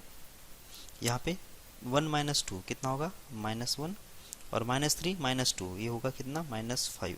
ओके, ये हो गया। अब R3 को लिख दो ऐसे को वैसे, या फिर R3 में तो हमने कुछ भी ऑपरेशन नहीं किया था ना, तो यहाँ पे एक और ऑपरेशन कर लेता हूँ मैं डायरेक्ट R3 के लिए। क्या कर लेता हूँ, R3 में क्या करूँगा, R3 में R प्लस कर दूंगा, R1 जो है ऐड कर दूंगा। उससे क्या होगा, यहाँ पे -1 था ना, ये +1 -1 कितना होगा, वो तो 0 हो जाएगा। ठीक है, यहाँ पे -1 था, यहाँ पे नीचे जो है ना वो -1 है, ये निकाल देता हूँ तो आपको पता चल जाएगा। देखो 1 -1 0 हो जाएगा। तो इसलिए मैं क्या कर रहा हूँ कि ये R3 में R3 प्लस R1 कर दूंगा। तो इन दोनों की एडिशन कितना आ गई, ये तो आ गई 0। ये 1 + 2 कितना आ गया, ये आ गया 3, और ये 1 + 3 कितना आ जाएगा, 4 आ जाएगा। बस एक ही स्टेप में 2 0 आ गए, बराबर है क्या। ओके, इसके बाद क्या है मेरा टारगेट। अब इसके बाद बस यहाँ पे जो है ना नंबर, इसको 0 करना है, तब जाके डायगोनल एलिमेंट्स के नीचे जो भी एलिमेंट्स है सारे 0 हो जाएंगे। अब इसके लिए क्या करेंगे, इसके लिए भी आसान तरीका है। क्या करेंगे, R3 में क्या करेंगे, R3 प्लस कर देंगे, क्योंकि हम तो इसको तो यूज़ नहीं करेंगे अभी, क्योंकि इसको अगर यूज़ कर लिया तो ये 1 की वजह से ये चेंजेस हो जाएगा। हमेशा हम लोग अब किसको यूज़ करेंगे, R2 को यूज़ करेंगे। R2 को क्यों यूज़ करेंगे, क्योंकि ये 0 है, तो 0 में इसमें कुछ भी ऐड करो, सब्ट्रैक्ट करो, कुछ फर्क नहीं पड़ेगा, ये 0 का 0 रहेगा। तो अब क्या करेंगे ऑपरेशन, यहाँ पे है 3, तो इसका मतलब यहाँ पे अगर 3 हो जाता, 3 - 3 तो 0 हो जाता। इसलिए मैं क्या करूँगा कि R3 में 3 टाइम्स R2 जो है ऐड कर दूंगा। सही है क्या, क्योंकि R3 में R2 में कितना 3 से मल्टीप्लाई करेंगे तो क्या होगा, पहला एलिमेंट तो 0, बाद में होगा -3, बाद में होगा -15। तो ये -3 + 3 तो 0 हो जाएगा। बाकी तो आपने को लेना देना है ही नहीं, आपने तो डायगोनल एलिमेंट्स के नीचे एलिमेंट्स को 0 करना है, बस यही मेरा टारगेट है। तो देख लो फिर अब कितना आ रहा है, ये बन गया। इसमें तो मैंने कुछ चेंज किया नहीं, ठीक है, और इसमें भी कुछ चेंजेस किया नहीं, ठीक है। अब इसमें चेंजेस कर रहा हूँ मैं, कितना, ये 0 होगा, 0 का 0, ये -3 + 3 ये तो हो गया 0, और होगा -15 + 4 तो कितना आएगा, -11। ठीक है, तो ये बन गया। अब यहाँ से ये इक्वलन फॉर्म आ गया ना, तो रैंक ऑफ ये बोल सकते हैं क्या, बोलो कितना आ जाएगा। तो नंबर ऑफ नॉन जीरो रोज, पहले रो में तीनों की तीनों नॉन जीरो एलिमेंट्स है, तो एक हो गया, ये नॉन जीरो रोज है। दूसरा भी 2 एलिमेंट नॉन जीरो है, मतलब ये भी नॉन जीरो रो हो गया। तीसरे में ये दो तो जीरो है, लेकिन तीसरा भी तो नॉन जीरो है ना, मतलब इसका जो रैंक बनेगा वो बनेगा 3। समझ में आ रही आपको बात, रैंक बन गया 3। ओके, अब देख लेते हैं नीचे। अब ये आप लोग ट्राई कर लो इसको, ठीक है, इसका रैंक कितना आएगा वो देख लो, थोड़ा प्रैक्टिस हो जाएगी आपको। ठीक, तो आपको करना क्या है कि 4 को, ये 3 को और ये 4 को 0 कर देना है, कैसे यूज़ करके। अब बाकी जो भी ऑपरेशंस लगाना है वो लगा लो, ठीक है। रैंक आपको निकालते आना चाहिए। ओके, आगे अब ऐसा दिया जाएगा, मतलब ये मैट्रिक्स जो है ना, अपने को ऐसा 2 पार्ट में डिवाइड होगा मैट्रिक्स। ये यहाँ से यहाँ तक का एक अलग मैट्रिक्स है, और यहाँ से यहाँ तक का एक पूरा एक अलग मैट्रिक्स है। इसको बोलते हैं आर्ग्यूमेंटेड मैट्रिक्स। ये क्या है हम लोग आगे बोल लेंगे, लेकिन 2 अलग अलग पार्ट है, यहाँ से यहाँ तक मैट्रिक्स और यहाँ से यहाँ तक अलग मैट्रिक्स है। अब यहाँ पे डायगोनल एलिमेंट्स कौन से हैं, ये वाले, क्योंकि पहले लीडिंग एलिमेंट के डायगोनल ले जाओ ना, ये अलग से आ रहा है, उसको छोड़ दो। तो इसका मतलब इसके नीचे जो एलिमेंट्स है उसी को 0 करना है यहाँ पे भी, ठीक है। तो इसका रैंक कैसे निकालेंगे, तो ये 4 को हटाना है, इस 7 को हटा देना है, ठीक है ना। तो पहला ऑपरेशन क्या करेंगे, तो R2 में चेंजेस करना है। कैसे चेंजेस करेंगे, R1 R2 माइनस करना पड़ेगा ना, R2 माइनस 4 टाइम्स करना पड़ेगा R1, ठीक है। तो क्या होगा कि 4 - 4 0 हो जाएगा। और R3 में लगे कर लेते हैं। R3 में भी क्या चेंज कर लेंगे, R3 माइनस 7 टाइम्स करना पड़ेगा मुझे R1, सही है। जब इसको 7 से मल्टीप्लाई करूंगा तो 7 - 7 0 हो जाएगा। तो 2 ऑपरेशन मैं एक ही स्टेप में कर रहा हूँ, ठीक है। तो 2 स्टेप्स मतलब हम लोग कम थोड़ा लिखने की ये पड़ेगी ज़रा सा। तो इसमें तो कुछ चेंजेस नहीं हो रहा है, 1 2 3 और ये वर्टिकल लाइन के बाद 4 रहे तो 4 का 4 रख दो, ठीक है। अब इसमें चेंज क्या हो रहा है, इसको 4 से मल्टीप्लाई कर लो, कितना आ रहा है 4 माइनस 4 ये होगा 0, ठीक है। तो 4 माइनस 4 ये हो गया 0 और यहाँ पे कितना आ जाएगा 8 आएगा, 5 माइनस 8 कितना होगा -3 और ये होगा कितना 4 तो 12 होगा, 6 माइनस 12 तो ये बन गया -6। 4 से मल्टीप्लाई करना है यहाँ पे तो 16 बनेगा, 7 माइनस 16 7 माइनस 16 कितना -9, सही है। ये हो गया पहला ऑपरेशन। अब दूसरा ऑपरेशन ये वाला कितना 7 से मल्टीप्लाई कर देना है किसको 1 को, तो 7 माइनस 7 तो ये हो गया 0। 8 माइनस 14 बराबर 7 से मल्टीप्लाई किया ना तो 14 बन गया ना, 8 माइनस 14 तो होगा -6 फिर होगा 21, 9 माइनस 21 फटाफट कितना हो रहा है 9 माइनस 21 -9 होगा क्या, और ये होगा 28 ना 7 चौका 28, 12 माइनस 28 12 माइनस 28 तो -16 होगा क्या, -16 होगा लगता है, 12 माइनस 28 सही है, ठीक है जो भी है -16 सही है। अब क्या करना है मुझे यहाँ पे जीरो लाना है, यहाँ पे जीरो लाना है। तो अब इसको जीरो लाने के लिए क्या करेंगे, अब R3 में चेंजेस करना है मुझे। तो R3 में क्या चेंज करेंगे, R3 माइनस R2 कर देंगे, R3 minus 2 times of R1 करना, R2 करना पड़ेगा लगता है। ये बराबर क्या आएगा देख लो एक बार, मुझे गड़बड़ लग रहा है। 7 7 7 14 8 माइनस 14 -6 सही है, और ये होगा कितना 17 21 मतलब -12 आएगा शायद यहाँ पे ना, यहाँ पे आएगा -12 सही है, देख लो एक बार। 29 माइनस 21 सही है, -20 सही है। फिर बाद में यहाँ पे देख लो 28 आ गया, तो ये आ गया 28 माइनस में और कितना करना है 12 में से घटा देना है, तो हो जाएगा कितना 826 होगा और ये सही है। अब देख लो यहाँ पे कितना चाहिए मुझे, अगर यहाँ पे जीरो करना है तो इस 3 को 2 से मल्टीप्लाई करेंगे तो हो जाएगा -6 और -6 कैंसिल होकर 0 हो जाएगा। इसलिए R2 को मुझे क्या करना पड़ेगा, कितने से मल्टीप्लाई करना पड़ेगा R2 को मल्टीप्लाई करना पड़ेगा 2 से। चेंजेस इसमें नहीं हो रहा है तो जिसको जैसे वैसे लिख लो, और ये 4 को भी रख दो ऐसे के वैसे। चेंजेस इसमें भी नहीं हो रहा है, मतलब सेकेंड रो में भी नहीं हो रहा है तो इसको भी ऐसे के वैसे लिख दो, ठीक है। चेंज हो रहा है किसमें, थर्ड रो में चेंज हो रहा है। तो थर्ड रो के लिए अब लिख लेते हैं क्या क्या एंट्रीज होंगी। ये तो जीरो ही होगा, इसमें कोई दिक्कत नहीं है। यहाँ पे होगा -6 और ये -6 में से घटा दे रहा हूँ तो ये भी होगा 0, ठीक है। और यहाँ पे देख लो, यहाँ पे कितना आएगा -12 क्योंकि 2 से मल्टीप्लाई कर रहा हूँ मैं, तो -12 कितना होगा, ये तो होगा 0, ठीक है। और यहाँ पे देख लो कितना हो रहा है, ये -18 होगा, -16 -18 कितना होगा, ये +2 बचेगा यहाँ पे, ठीक है। अब देखना है मुझे इसका रैंक बताना है कितना आएगा। तो रैंक जो पूरे मैट्रिक्स का जो रैंक आएगा वो आएगा 3, ठीक है। जो पूरा मैट्रिक्स है उसका रैंक कितना है, वो 3 है। कोई दिक्कत है क्या, क्यों, क्योंकि देख लो ये पहला पूरा जो ये पूरा रो है ना, यहाँ से यहाँ तक ये पूरा रो है एक, तो इसमें तो सारे नॉन जीरो एलिमेंट्स हैं, एक नॉन जीरो रो हो गया। यहाँ सारे इसमें सिर्फ पहला एलिमेंट जीरो है, बाकी तो नॉन जीरो है, इसका मतलब ये भी एक नॉन जीरो एलिमेंट है रो है। और इसके बाद ये 3 जो एलिमेंट्स है पहले वो जीरो है, बाद में एक लास्ट में तो आया ना +2, इसका मतलब ये भी कैसा हो गया, नॉन जीरो रो हो गया, ठीक है। तो इसका मतलब इसका रैंक कितना आ गया, 3 आ गया, ठीक है। लेकिन मुझे सिर्फ अगर यहाँ पे जो पहला जो 3×3 का जो मैट्रिक्स है उसका अगर मुझे रैंक बताना है तो वो कितना होगा देख लो। तो यहाँ पे कितना आ रहा है, ये तो ये सिर्फ यहीं पे है ना, इतना ही देखना है मुझे, यहाँ से यहाँ तक ही इतना ही जो मैट्रिक्स है उसका ही देखना है रैंक कितना है, ठीक है। यहाँ से यहाँ तक देख लिया हमने पूरे का, वो कितना है, वो तो 3 है बराबर। अभी सिर्फ इतना ही देखना है मुझे, ये जो 3×3 का है उसी का ही देखना है, इस जो वर्टिकल लाइन से इधर वाला, ठीक है। देख लो इसमें तो 3 नॉन जीरो एलिमेंट्स है, इसमें 2 नॉन जीरो एलिमेंट्स है, और इसमें सारे नॉन जीरो एलिमेंट्स है, तो रैंक पता चल रहा है आपको कितना है, इसका 2 है, ठीक है। इस मैट्रिक्स को अगर मैं ये बोल रहा हूँ तो ये होगा रैंक ऑफ ए, ठीक है। और ये जो मिला के ये जो बाजू में जो एक्स्ट्रा जो एक्सटेंशन लिखा है ना, इसको अगर मैं बी मैट्रिक्स बोलूँ और ये कैसा ये है, तो ये जो मैट्रिक्स होगा कैसे होगा, ये और बी, ये कोलन बी लिखो या फिर ये स्लैश बी लिख दो, तो ये भी मैट्रिक्स का जो रैंक होगा कितना होगा, वो हो जाएगा 3। बस ये होगा, समझ में आ रहा है आपको। तो रैंक ऑफ ये भी अगर देखना है तो पूरे का देखेंगे, और रैंक ऑफ ये देखना है तो सिर्फ वो 3/3 का देखेंगे। अभी रैंक ये भी क्या है और ये क्या है वो अभी पता चल जाएगा कैसे करना है, ठीक है। ओके, तो अभी ये किस यहाँ पे यूज़ कहाँ पे होता है वो देख लेंगे, ठीक है।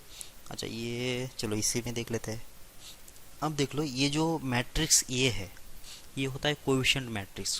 कोएफिशिएंट मैट्रिक्स मतलब अगर मुझे यहाँ पे ये मैट्रिक्स अगर लिखना है, ये मैट्रिक्स अगर लिखना है तो क्या होगा, ये यहाँ पे ये जो कोएफिशिएंट्स है 1 1 और ये 1, फिर होगा 1, ये होगा 2 और ये होगा 3, और ये होगा कितना 1 2 और ये होगा लैम्बडा। ये होगा कोएफिशिएंट मैट्रिक्स, इसको बोलते हैं हम लोग ए, ठीक है। और जो बी मैट्रिक्स होगा, बी मैट्रिक्स क्या होगा, ये जो कांस्टेंट्स वाला है, कांस्टेंट जो है टर्म्स कंसीक्वेंस है 6, ये 10 और ये होगा म्यू, ये होता है बी मैट्रिक्स, ठीक है। अगर आपने मैट्रिक्स पढ़ लिया है तो मतलब ज़रूरी नहीं कि मतलब पढ़ लिया होगा, ये आपको समझ में आ रहा होगा। ये एक्स इक्वल्स टू बी ऐसा करते हैं हम लोग वहाँ पे, ये एक्स इक्वल्स टू बी, यहाँ से हम लोग क्या करते हैं कि एक्स क्या होता है वैसे, एक्स जो होता है ये मैट्रिक्स, मतलब जिसमें वर्टिकल एक मैट्रिक्स बनेगा, एक्स वाई जेड ऐसे टर्म्स होते हैं, सही है। तो ये होगा एक्स इक्वल्स टू बी, मतलब ऐसा ये रिलेशन होता है ऐसा। तो इसको हम लोग सॉल्व करते हैं कैसे, एक तो एडजॉइंट मेथड सॉल्व कर सकते हैं या फिर इनवर्स मेथड सॉल्व कर सकते हैं। ये जो मैं बोल रहा हूँ आपको कुछ समझ में नहीं आ रहा है तो कोई ज़रूरत नहीं है, हम लोग मैट्रिक्स में इसको पढ़ेंगे, अभी इसको हम लोग देख भी नहीं रहे, ठीक है। हम तो बस रैंक से जाने वाले हैं, ठीक है। तो अब हम क्या करेंगे, रैंक से जाना है तो क्या करेंगे, बस एक आर्ग्यूमेंटेड मैट्रिक्स बनाएंगे। मैंने क्या बोला, आर्ग्यूमेंटेड मैट्रिक्स। आर्ग्यूमेंटेड मैट्रिक्स का मतलब क्या होता है कि उसके अंदर इसके कोएफिशिएंट्स रहेंगे 1 1 और ये 1 और ये 1 ये 2 और यहाँ पे 3 और कितना 1 2 और यहाँ पे लैम्बडा, और यहाँ पे क्या आएगा, ये वर्टिकल लाइन आएगी और उसके बाद ये बी मैट्रिक्स आएगा, मतलब 6 और होगा ये 10 और ये होगा म्यू, ठीक है। समझ में आ रहा है आपको ये चीज़ ऐसे। तो क्या है ये, इसको बोलते हैं हम लोग आर्ग्यूमेंटेड मैट्रिक्स। आर्ग्यूमेंटेड मैट्रिक्स का मतलब क्या होता है कि उसके अंदर कोएफिशिएंट मैट्रिक्स भी आ जाता है और इसका कांस्टेंट मैट्रिक्स भी आता है। तो ये क्या है, इतना जो मैट्रिक्स है वो क्या है, ये है, और ये जो टोटल है यहाँ से लेकर यहाँ तक, ये कौन सा है, ये है ये बी मैट्रिक्स, ठीक है। ओके, अब आपको मिल रहा है ये मैट्रिक्स मिल गया, ये भी मैट्रिक्स मिल गया। अब मैं जो बोल रहा हूँ वो ध्यान से समझ लो, ये अगर समझ में आया तो ये जो चैप्टर है वो यहीं पे ख़त्म हो गया। अभी हम लोग क्या करेंगे, अब रैंक ऑफ ये निकालेंगे, ठीक है, और रैंक ऑफ ए भी निकालेंगे, रैंक ऑफ ए निकालेंगे और रैंक ऑफ ए भी निकालेंगे। चेक करेंगे क्या दोनों इक्वल है क्या। अगर ये दोनों इक्वल होते हैं तो सिस्टम जो होती है वो होती है कंसिस्टेंट, ये होती है कंसिस्टेंट। समझ में आ रहा है क्या, रैंक ऑफ ए और रैंक ऑफ ए बी, मतलब इस 3/3 का जो रैंक है और जो 3/4 का जो रैंक है, मतलब पूरे का सेम अगर होता है तो सिस्टम होती है कंसिस्टेंट, ठीक है। अब इस कंसिस्टेंट में तो दो केसेस आएंगे, कौन से, यूनिक सॉल्यूशन और इनफाइनाइट सॉल्यूशन। अब उसकी बात कर लेता हूँ मैं। कंसिस्टेंट में दो केसेस कौन से, यूनिक भी हो सकता है यार, इनफाइनाइट भी हो सकता है। तो उसके लिए तो क्या है कि बेस कंडीशन तो वही है, तो रैंक ऑफ ए और रैंक ऑफ ए बी ये दोनों तो इक्वल होना ज़रूरी है ही, वैसे ये दोनों इक्वल होना ज़रूरी है।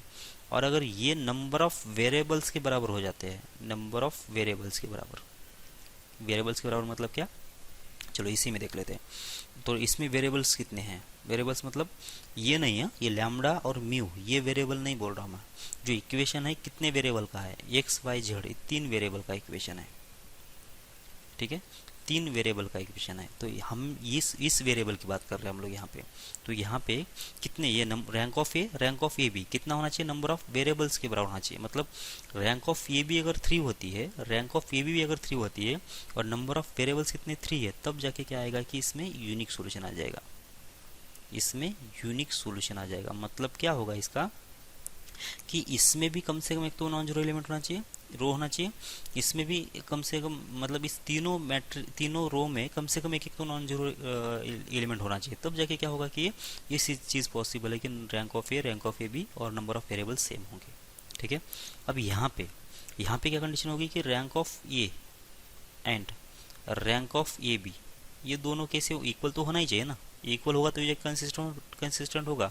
लेकिन ये जो रैंक होगा वो कम होना चाहिए नंबर ऑफ वेरिएबल से, ठीक है। कम कम, या फिर यहाँ पे नॉन इक्वल लिखते तो भी चल जाता, मतलब इक्वल नहीं होना चाहिए किससे, नंबर ऑफ वेरिएबल से। ऐसा क्यों लिख रहा हूँ मैं नंबर ऑफ वेरिएबल, पहले लेस देन भी लिखा था मैंने, तो लेस देन वैसे तो लेस ही आएगा, क्योंकि जितने वेरिएबल्स होंगे उतने तो इक्वेशन होंगे, जितने वेरिएबल्स होंगे उतने इक्वेशंस होंगे। इसका मतलब अगर जितने वेरिएबल्स उतने अगर इक्वेशंस होंगे, तो जो ये इक्वेशन 1 है, इक्वेशन 2 है, इक्वेशन 3 है, तीन इक्वेशन थे इसलिए, तीन वेरिएबल थे इसलिए तीन इक्वेशन आ गए। चार वेरिएबल होते तो चार इक्वेशन आ जाते, और दो वेरिएबल तो दो इक्वेशन आ जाते। इसका मतलब इसका रैंक जो होगा मैक्सिमम तो तीन ही हो सकता है ना। नॉन जीरो रोज हम लोग कब तक काउंट कर सकते हैं, बस ये जितने रोज होंगे उतने, और जितने इक्वेशंस होंगे उतने ही रोज बन सकते हैं। तो इसका मतलब क्या हुआ कि रैंक ऑफ ए भी मैक्सिमम जितने नंबर ऑफ इक्वेशन है उतना बन सकता है, बराबर है क्या। और वेरिएबल्स भी उतने हैं, तो ये केस बन जाएगी। अगर रैंक ऑफ ए जो है नंबर ऑफ वेरिएबल के बराबर बन गया तो यहाँ पे आ जाएगा। अब ए और बी, ए बी जो है रैंक इक्वल है और नंबर ऑफ वेरिएबल्स के बराबर नहीं है, ऐसा कब पॉसिबल हो सकता है।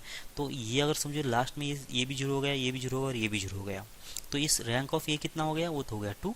और मी भी अगर जीरो होता है तो रैंक ऑफ ए बी भी कितना हो गया, कि ये सारा अगर जीरो हो जाता है तो रैंक ऑफ ए बी भी कितना हो गया, 2 हो गया। मतलब ये 2 है, ये 2 है, और नंबर ऑफ वेरिएबल्स कितना है, 3 है, तब जाके दोनों इक्वल नहीं होंगे ना। और इस वाली केस में, इस वाली केस में क्या आएगा कि ये इनफाइनाइट सॉल्यूशंस आएगा, इस वाली केस में इनफाइनाइट सॉल्यूशंस आ जाएंगे। ठीक है, समझ में आ रहा है आपको। तो यूनिक सॉल्यूशन इस वाले केस में आएगा और इनफाइनाइट सॉल्यूशन इसमें आ जाएगा। अब रह गया कौन सा, नो सॉल्यूशन वाला केस। नो सॉल्यूशंस के लिए होना चाहिए rank of A and rank of A B, ये दोनों अलग अलग होना चाहिए, ये दोनों अलग अलग होना चाहिए। ये अगर दोनों इक्वल नहीं है तब जाके सॉल्यूशन कैसा, ये सिस्टम कैसा रहेगा, ये रहेगा इनकंसिस्टेंट। और इनकंसिस्टेंट का मतलब क्या होता है कि इसमें नो सॉल्यूशन आ जाएगा, इस सिस्टम का कोई सॉल्यूशन नहीं रहेगा। ठीक है ना। तो अभी जो हमने पीछे वाला निकाला था ना रैंक, वो अगर समझो ये अगर आर्गुमेंटेड मैट्रिक्स है तो देख लो यहाँ पे ए का रैंक कितना है, ए का रैंक है 2 और ये भी का रैंक कितना है 3 है। इसका मतलब ये कौन सी हो रही है, इनकंसिस्टेंट सिस्टम हो रही है, यहाँ पे कोई सोल्यूशन मिलेगा नहीं। समझ में आ रही है आपको बात। ओके, तो एक फटाफट इसको कर लेते हैं। तो मैं फिर से एक बार बोल दूँ, तो सबसे पहले देख लो कि रैंक ऑफ ए और इक्वल है क्या रैंक ऑफ ए बी से। अगर ऐसा है तो चेक करेंगे ये किसके बराबर है, ये चेक करो कि नंबर ऑफ वेरिएबल के बराबर है क्या। ठीक है, ये इक्वल है क्या नंबर ऑफ वेरिएबल क्या, या फिर नॉन इक्वल है क्या नंबर ऑफ वेरिएबल क्या, वेरिएबल के बराबर। तो इसमें तो क्या आएगा, नॉन इक्वल आ गया तो इनफाइनाइट सॉल्यूशंस, और इक्वल्स टू वेरिएबल आ गया तो फाइनाइट नहीं, यूनिक सॉल्यूशन, एक ही सॉल्यूशन आएगा। ठीक है, और दूसरा कौन सा होगा, रैंक ऑफ ए और रैंक ऑफ ए बी, ये दोनों इक्वल नहीं है, इसका मतलब यहाँ पे नो सॉल्यूशन आ जाएगा। ठीक है, ये हो गई कंसिस्टेंट सिस्टम, मतलब सॉल्यूशन इसमें मिल रहा है मुझे, और ये हो गई इनकंसिस्टेंट सिस्टम। ठीक है, इसमें सॉल्यूशन नहीं मिल रहा है। तो अब हमारे पास प्रॉब्लम है, सॉल्व कर लेते इसको भी यहाँ पे। तो यहाँ से इसका रैंक निकालना है, इसको कॉपी हो सकता है क्या, ये नीचे ले लेते हैं। मुझे अगर इसका रैंक निकालना है तो मैं इसको पहले कॉपी कर लेता हूँ नीचे। चलो यहाँ पे कर लेते हैं। ओके, तो क्या करना पड़ेगा, मुझे जो लीडिंग डायगोनल एलिमेंट्स है, मतलब 1 2 3, इसके नीचे जो एलिमेंट्स है, ये वाला एलिमेंट, ये वाला एलिमेंट और ये वाला एलिमेंट, इसको करना पड़ेगा 0। ठीक है, तो 0 कैसे करेंगे। अब यहाँ पे जो है ना बहुत इजी दिख रहा है मुझे, जब पहले मैं क्या कर लेता हूँ, इस R3 में से R2 को घटा देता हूँ। ऐसा क्यों करना चाहता हूँ पता है, मैं पहले ये चीज़ क्यों करना चाह रहा हूँ, क्योंकि यहाँ पे भी 1 है और यहाँ पे भी 1 है, यहाँ पे भी 2 है और यहाँ पे भी 2 है, तो एक ही झटके में दोनों 0 हो जाएंगे। ठीक है, तो ऐसा कर लेते पहले, तो क्या होगा कि एक ही स्टेप में 2 0 आ जाएंगे हमारे। ठीक है, ओके, तो चेंजेस किस में नहीं करना है मुझे, 1 में चेंजेस नहीं करना है, तो मैं इसको ऐसे वैसे लिख देता हूँ। और लाइन के बाद यहाँ पे कितना है 6 है। ठीक है, ओके, अब 2 में चेंजेस देख लेते बाद में। अब पहले तो हम लोग क्या किए 3 में देख लेते। 3 में क्या करना है मुझे 1 माइनस 1 हो गया 0। कौन सा 1? ये 1 और ये 1 0। 2 माइनस 2 ये भी हो गया 0 और लैम्बडा माइनस 3 हो जाएगा ये। ठीक है, क्या किया था मैंने किया था 3 में से 2 को घटा दिया, मतलब इसमें से घटा दिया, इसमें से घटा दिया और इसमें से घटा दिया। इधर से कितना आ जाएगा? ये हो जाएगा म्यू माइनस 10। ठीक है, म्यू माइनस 10 होगा। ठीक है, अब यहाँ पे मैं direct second row direct same जैसे वैसे लिख लूँ, सेकेंड रो जैसे वैसे लिख दूँ, बाद में दूसरा ऑपरेशन लगाने के बजाय मैं यहीं पे दूसरा ऑपरेशन लगा देता हूँ, क्योंकि मुझे सिर्फ 1 और 2 में चेंज करना है। पहले मैंने ये ऑपरेशन किया, बाद में अब दूसरा ऑपरेशन चेंज कर रहा हूँ। कैसे कर रहा हूँ कि R2 में, कि अगर मुझे यहाँ पे 0 लेना है तो क्या करना पड़ेगा, R2 में से क्या करना पड़ेगा, R2 में से R1 को घटाना पड़ेगा, बस इतना ही करना है। तो कितना हो गया ये तो हो गया 0, 2 माइनस 1 कितना होगा 1, 3 माइनस 1 कितना होगा 2, 10 माइनस 4 तो हो जाएगा 10 माइनस 6 कितना होगा 4 होगा। इक्वलेंट फॉर्म में आ गया क्या, मतलब लीडिंग डायगोनल एलिमेंट के नीचे 3 जीरो आ गए। अब देखना पड़ेगा रैंक। ठीक है, अच्छा अब चाहिए मुझे यूनिक सॉल्यूशन। अब यूनिक सॉल्यूशन कब आएगा उसकी बात चल रही है। ठीक है, तो यूनिक सॉल्यूशन कब आ सकता है, रैंक ऑफ ए, ठीक है, और रैंक ऑफ ए बी, ये दोनों इक्वल होना चाहिए और नंबर ऑफ वेरिएबल के बराबर होना चाहिए, मतलब कितना 3 के बराबर होना चाहिए। ठीक है, तो देख लो रैंक ऑफ ए कितना है अभी इसके अंदर। रैंक ऑफ ए कितना है, ये पहले रो में कम से कम एक तो एलिमेंट है नॉन जीरो, चलो कोई दिक्कत नहीं है। दूसरे में यहाँ पे एक नॉन जीरो एलिमेंट आ गया तो भी क्या होगा कि इसमें भी एक नॉन जीरो एलिमेंट है, तो बात नहीं है। तीसरे में ये जीरो है, ये जीरो है, यहाँ पे लैम्बडा माइनस 3 है और यहाँ पे म्यू माइनस 10 है।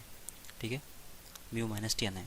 इसका मतलब रैंक ऑफ ये अगर 3 होना चाहिए, रैंक ऑफ ये अगर 3 होना चाहिए तो लैम्बडा माइनस 3 का जो आंसर है वो नॉन जीरो होना जरूरी है।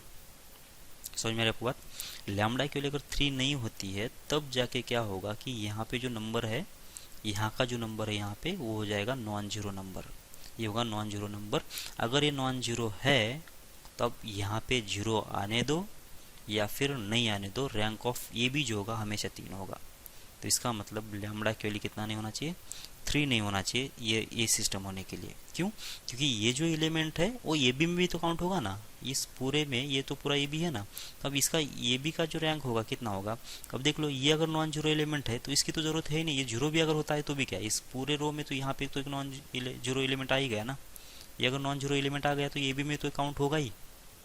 ठीक है, और ये एलिमेंट ए में भी काउंट होगा, ए में भी काउंट होगा, इसमें भी काउंट होगा।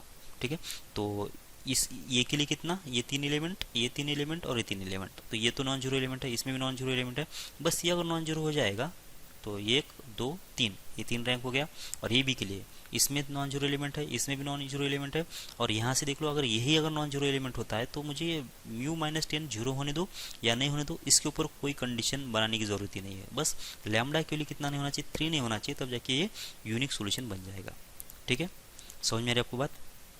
अच्छा आगे अब क्या चाहिए मुझे, इनफाइनाइट सॉल्यूशन चाहिए। इनफाइनाइट सॉल्यूशंस कब बनेंगे, तो उसके लिए क्या होना चाहिए, यूनिक तो हो गया, अब इनफाइनाइट सॉल्यूशंस। इनफाइनाइट सॉल्यूशंस कब होंगे, rank of A and rank of A B ये दोनों इक्वल होंगे और किसके बराबर नहीं आना चाहिए, 3 के बराबर नहीं आना चाहिए। ठीक है, तब जाके क्या होगा कि इसमें इनफाइनाइट सॉल्यूशन आएंगे। अच्छा, रैंक ऑफ ए और rank of A B, rank of A B जो है ना रैंक ऑफ ए से कभी भी ज़्यादा नहीं होगी। समझ में आ रहा है क्या, रैंक ऑफ ए जो है, रैंक ऑफ ए जो होगा वो रैंक ऑफ ए बी से कभी भी ज़्यादा नहीं होगा, उसका कमी होगा। क्यों, क्योंकि तो इसका सबसेट ही बन रहा है ना, ये सब मैट्रिक्स बन रहा है ना इसका, ये जो मैट्रिक्स है वो तो ए बी से ही बन रहा है, तो ये बी की ये की जो रैंक होगी ना उससे ज़्यादा ही किसकी होगी, ए बी की होगी या फिर उसके बराबर होगी। इसके बारे में थोड़ा सा सोचो। रैंक ऑफ ए अगर कितना है, अगर 2 है तो रैंक ऑफ ए भी 1 नहीं होगी, कभी भी 1 नहीं होगी, वो एक तो 2 होगी या 2 से ज़्यादा होगी, क्योंकि ये के जो एलिमेंट्स है वो भी तो ए बी के एलिमेंट्स है। ठीक है, तो अब देख लो अब यहाँ पे कितना होना चाहिए, रैंक ऑफ ए और रैंक ऑफ ए बी ये 3 नहीं होना चाहिए। 3 नहीं होना चाहिए मतलब कितना होना चाहिए, फिर कितना होगा देख लो, फिर कितना हो सकता है। तो यहाँ पे देखो इस पूरे सिर्फ पहले एक ही बात कर लेते हैं, तो यहाँ पे कितना है, एक नॉन, इसमें तो कोई दिक्कत ही नहीं है, तो सारे के सारे नॉन जीरो एलिमेंट्स है, इसमें भी नॉन जीरो एलिमेंट है क्योंकि 1 है 2 है, इसको तो जीरो नहीं कर सकता हूँ। यहाँ पे जीरो आया, यहाँ पे जीरो आया। अब इस एलिमेंट को अगर मैंने जीरो कर लिया किसी हालत में, लैम्बडा माइनस 3 को अगर जीरो कर दिया लैम्बडा माइनस 3 को अगर जीरो कर दिया तो जाके मुझे क्या मिलेगा पता है क्या, यहाँ पे भी एक एलिमेंट जीरो मिलेगा, बराबर है क्या। तो लैम्बडा माइनस रैंक ऑफ ए अगर लैम्बडा की वैल्यू कितना कर लेता हूँ, 3 कर लेता हूँ, तो रैंक ऑफ ए कितना मिलेगा मुझे, 2 मिलेगा। समझ में आ रही है बात। और ये 3 के बराबर नहीं है, और 2 से कम कर ही नहीं सकता हूँ रैंक में। रैंक ऑफ ए जो है 2 से कम कर ही नहीं सकता हूँ। क्यों नहीं कर सकता पता है क्या, क्योंकि यहाँ पे तो ये इसका तो ये तो ऑलवेज नॉन जीरो रो है, ये भी ऑलवेज नॉन जीरो रो है। बस जीरो कर सकता हूँ तो ये तीसरे को ही जीरो कर सकता हूँ, बराबर है क्या। और ये कब जीरो हो जाएगा, जो लैम्बडा माइनस 3 का वैल्यू अगर जीरो हो जाता है तब क्या होगा, ये तीनों एलिमेंट्स जीरो हो जाएंगे और रैंक ऑफ ये जो होगा वो 2 हो जाएगा। ठीक है, अब यहाँ का एलिमेंट जीरो है, बराबर, यहाँ का एलिमेंट जीरो है। अब रैंक ऑफ ए बी कितना है, तो रैंक ऑफ ए बी के लिए देख लेते हैं। तो ये इस पूरे एलिमेंट्स में कम से कम एक तो नॉन जीरो एलिमेंट्स है, इसमें भी कम से कम एक तो नॉन जीरो एलिमेंट है। अब ये जीरो है, ये जीरो है और ये जीरो है। अब इसकी बारी आएगी, अब ये क्या है, मैटर करेगा। अभी ये म्यू माइनस 10 जो है वो कितना वैल्यू है वो मैटर करेगा। अगर ये जीरो होता है तो रैंक ऑफ ये भी कितना होगा, ये भी जीरो, ये भी जीरो, ये दोनों भी जीरो है, मतलब रैंक ऑफ ये भी जो होगा वो भी 2 होगा। अगर ये नॉन जीरो होगा, म्यू माइनस 10 का वैल्यू अगर मान लेते कुछ 2 आ रहा है, तो रैंक ऑफ ये भी कितना आएगा, वो तो 3 आएगा। सही है, क्योंकि यहाँ पे इस पूरे रो में यहाँ पे एक मुझे नॉन जीरो एलिमेंट मिल जाएगा ना। तो इसलिए अगर मुझे इसका भी म्यू रैंक ऑफ ये बी का भी आंसर कितना चाहिए मुझे, रैंक अगर 2 चाहिए, तो इसका मतलब ये म्यू माइनस 10 को जीरो होना ही पड़ेगा। मतलब म्यू की वैल्यू कितना होना चाहिए, 10 होना चाहिए, तब जाके क्या होगा कि रैंक ऑफ ए बी जो होगा वो हो जाएगा 2। ठीक है, अब ये दोनों इक्वल है और ये 3 के बराबर नहीं है, मतलब रैंक ऑफ ए और rank of A B equal है, मतलब कंसिस्टेंट सिस्टम है। लेकिन रैंक इनकी किसके बराबर नहीं है, नंबर ऑफ वेरिएबल के बराबर नहीं है, मतलब इसमें कितना आएंगे, इनफाइनाइट सॉल्यूशंस आएंगे। ठीक है, समझ में आ रही है आपको बात। अच्छा, इसका रैंक 2 से कम नहीं कर सकते हम लोग, समझ में आ रही है आपको बात, क्योंकि यहाँ पे तो अभी डायरेक्ट डिजिट है ना, डिजिट को जीरो कैसे कर सकते हैं हम लोग, कर ही नहीं सकते। हाँ, यहाँ पे वेरिएबल था इसलिए, यहाँ पे कोई आर्बिट्री कांस्टेंट था इसलिए हमने इसको जीरो कर दिया। ठीक है, अच्छा, लैम्बडा के लिए अगर 3 होती है और लैम्बडा के लिए अगर म्यू के लिए अगर 10 नहीं होगी, तो इसका मतलब रैंक ऑफ ए और रैंक ऑफ ए भी दोनों मैच नहीं करेंगे, तो इनफाइनाइट सॉल्यूशन नहीं आएंगे फिर। मतलब ये भी जीरो होना चाहिए और ये भी जीरो होना चाहिए, तब जाके रैंक ऑफ ए और रैंक ऑफ बी मैच करेगा, दोनों जीरो कितना होंगे, 2 होंगे और इनफाइनाइट सॉल्यूशन आएगा। और पहले केस के लिए यूनिक सॉल्यूशन के लिए अगर यही एलिमेंट अगर नॉन जीरो होता है यहाँ पे, तो ये एलिमेंट जो है वो ए का भी पार्ट है और ये बी का भी पार्ट है, तो इसका मतलब उस वाले केस में मुझे इसको देखने की जरूरत नहीं थी, क्योंकि ये अगर नॉन जीरो एलिमेंट आ गया तो ये में भी काउंट होगा और ये बी में भी काउंट होगा, तो ये का भी रैंक इससे बढ़ेगा और ए बी का भी रैंक इससे बढ़ेगा। ठीक है, लेकिन अगर ये एलिमेंट जीरो हो गया है तो रैंक ऑफ ए तो हो गया 2 और रैंक ऑफ ए बी कितना होगा, अब ये तो तीनों तो जीरो है, बस अब ये एलिमेंट क्या है उसके ऊपर डिपेंड करेगा। ठीक है, मैं बहुत ही क्लियरली समझा रहा हूँ, अगर नहीं समझ में आया तो आप इसको दोबारा इस पीछे जाके देख लो इस वीडियो को। ठीक है, अच्छा, लास्ट केस, नो सोल्यूशन कब आएगा। नो सोल्यूशन कब आने वाला है, नो सोल्यूशन आने के लिए rank of A and rank of A B ये दोनों इक्वल नहीं आना चाहिए। ठीक है, और जो अभी अभी मैंने बोला था थोड़ी देर के पहले, तो रैंक ऑफ ए बी जो होगा ये से इक्वल तो होगा या फिर ज़्यादा होगा। रैंक ऑफ ए बी कभी भी ये से कम नहीं होगा। क्यों, क्योंकि ये के कुछ एक्स्ट्रा, ए में कुछ एक्स्ट्रा एलिमेंट डाल के हमने ये भी बनाया है, तो अगर ये में कुछ अगर एक्स्ट्रा एलिमेंट अगर डाल के ये भी बनाया है तो इसमें तो ज़्यादा है ना एलिमेंट्स, तो इसकी रैंक एक तो इससे ज़्यादा होगी या फिर इक्वल होगी, इससे ए की कभी भी कम नहीं होगी, ये इससे कभी भी कम नहीं होगी। ठीक है, तो ये दोनों अगर अनइक्वल करना है मुझे, तो देख लो, इनको तो कुछ कर ही नहीं सकते हम लोग, ये पहले 2 रो को तो कुछ कर ही नहीं सकते, बस ये तीसरे रो में ही चेंजेस कर सकते हैं हम लोग। क्या कर सकते हैं, अगर इन दोनों को अगर अनइक्वल करना है तो लैम्बडा के लिए नॉन जीरो कर लेता हूँ, तो लैम्बडा के लिए अगर नॉन 3 कर लेता हूँ, मतलब लैम्बडा माइनस 3 के लिए अगर नॉन जीरो कर लेता हूँ, तो ये नॉन जीरो एलिमेंट तो ये भी काउंट होगा और बी में भी काउंट होगा, तो दोनों का रैंक तो एक एक से बढ़ ही जाएगा। ठीक है, तो मुझे ऐसा कुछ सेटअप करना पड़ेगा जो कि ए के अंदर जो चेंजेस है और बी ए बी के अंदर चेंजेस मुझे दिख जाए। तो अगर लैम्बडा माइनस 3 का वैल्यू अगर जीरो कर देते हैं हम लोग, लैम्बडा माइनस 3 का आंसर अगर जीरो कर देते हैं और म्यू माइनस 10 का जो आंसर है नॉन जीरो कर लेते हैं, तो लैम्बडा माइनस 3 का आंसर जीरो कर दिया और म्यू माइनस 10 का आंसर नॉन जीरो कर दिया। अब ऐसा अगर कर लेते हैं तो रैंक ऑफ ए कितना होगा, तो ये पूरे नॉन जीरो एलिमेंट्स, ये नॉन जीरो एलिमेंट्स और तीनों के तीनों यहाँ पे जीरो बन गए, तो इसका मतलब रैंक ऑफ ए कितना आ गया, वो तो आ गया 2, रैंक ऑफ ए कितना आ गया, वो तो आ गया 2, और रैंक ऑफ ए बी कितना आएगा, रैंक ऑफ ए बी देख लो कितना आना चाहिए, तो ये इसमें तो कोई 2 तो रो है वैसे, बस ये 3 के 3 तो जीरो है, बस यहाँ पे एक नॉन जीरो एलिमेंट आ गया, तो इसके वजह से इसकी रैंक कितना आएगी, 3 आ जाएगी, तो दोनों अनइक्वल आ गए। तो इसका मतलब क्या आना चाहिए कि नो सॉल्यूशंस के लिए लैम्डा की वैल्यू तो 3 होना ज़रूरी है और म्यू की वैल्यू 10 नहीं होना चाहिए, बराबर। तो देख लो फिर अभी जो अपने जो ऑप्शन है बराबर हमने लिखा है क्या, तो क्या क्या है, लैम्डा की वैल्यू 3 और म्यू की वैल्यू 10 किसके लिए, इनफाइनाइट के लिए, और यूनिक के लिए लैम्डा की वैल्यू 3 नहीं होना चाहिए, और नो के लिए लैम्डा की वैल्यू 3 और म्यू की वैल्यू 10 नहीं होना चाहिए। पहले तो देख लो यूनिक सिस्टम के लिए तो लैम्डा की वैल्यू 3 नहीं होना चाहिए, बस यही सफिशिएंट है, इतना ही काफ़ी है, बराबर। ये लैम्डा की वैल्यू 10 नहीं होती है उससे कोई संबंध नहीं अपने को, सिर्फ लैम्डा की वैल्यू 3 नहीं होना चाहिए बस। ओके, इसके बाद इनफाइनाइट सॉल्यूशन के लिए लैम्डा की वैल्यू 3 होना चाहिए और म्यू की वैल्यू 10 होना चाहिए, ये दोनों ये वाला होना चाहिए। और नो सॉल्यूशन के लिए लैम्डा की वैल्यू कितना होना चाहिए, 3 होना चाहिए और म्यू की वैल्यू 10 नहीं होना चाहिए, ये सही है। तो ऐसे करना है आपको। तो आप आगे वाले देख लो प्रॉब्लम्स। यहाँ पे एक प्रॉब्लम है, आप इसको ट्राई कर लो। System of linear equation has a unique solution. आप तीनों के लिए सॉल्व कर लो, यूनिक सॉल्यूशन के लिए सॉल्व कर लो और इनफाइनाइट सॉल्यूशन के लिए सॉल्व कर लो और नो सॉल्यूशन के लिए भी सॉल्व कर लो, ठीक है। रैंक मेथड से सॉल्व करके मुझे भेज दो फिर, ठीक है। जय भारत, मिलते हैं अगली क्लास में।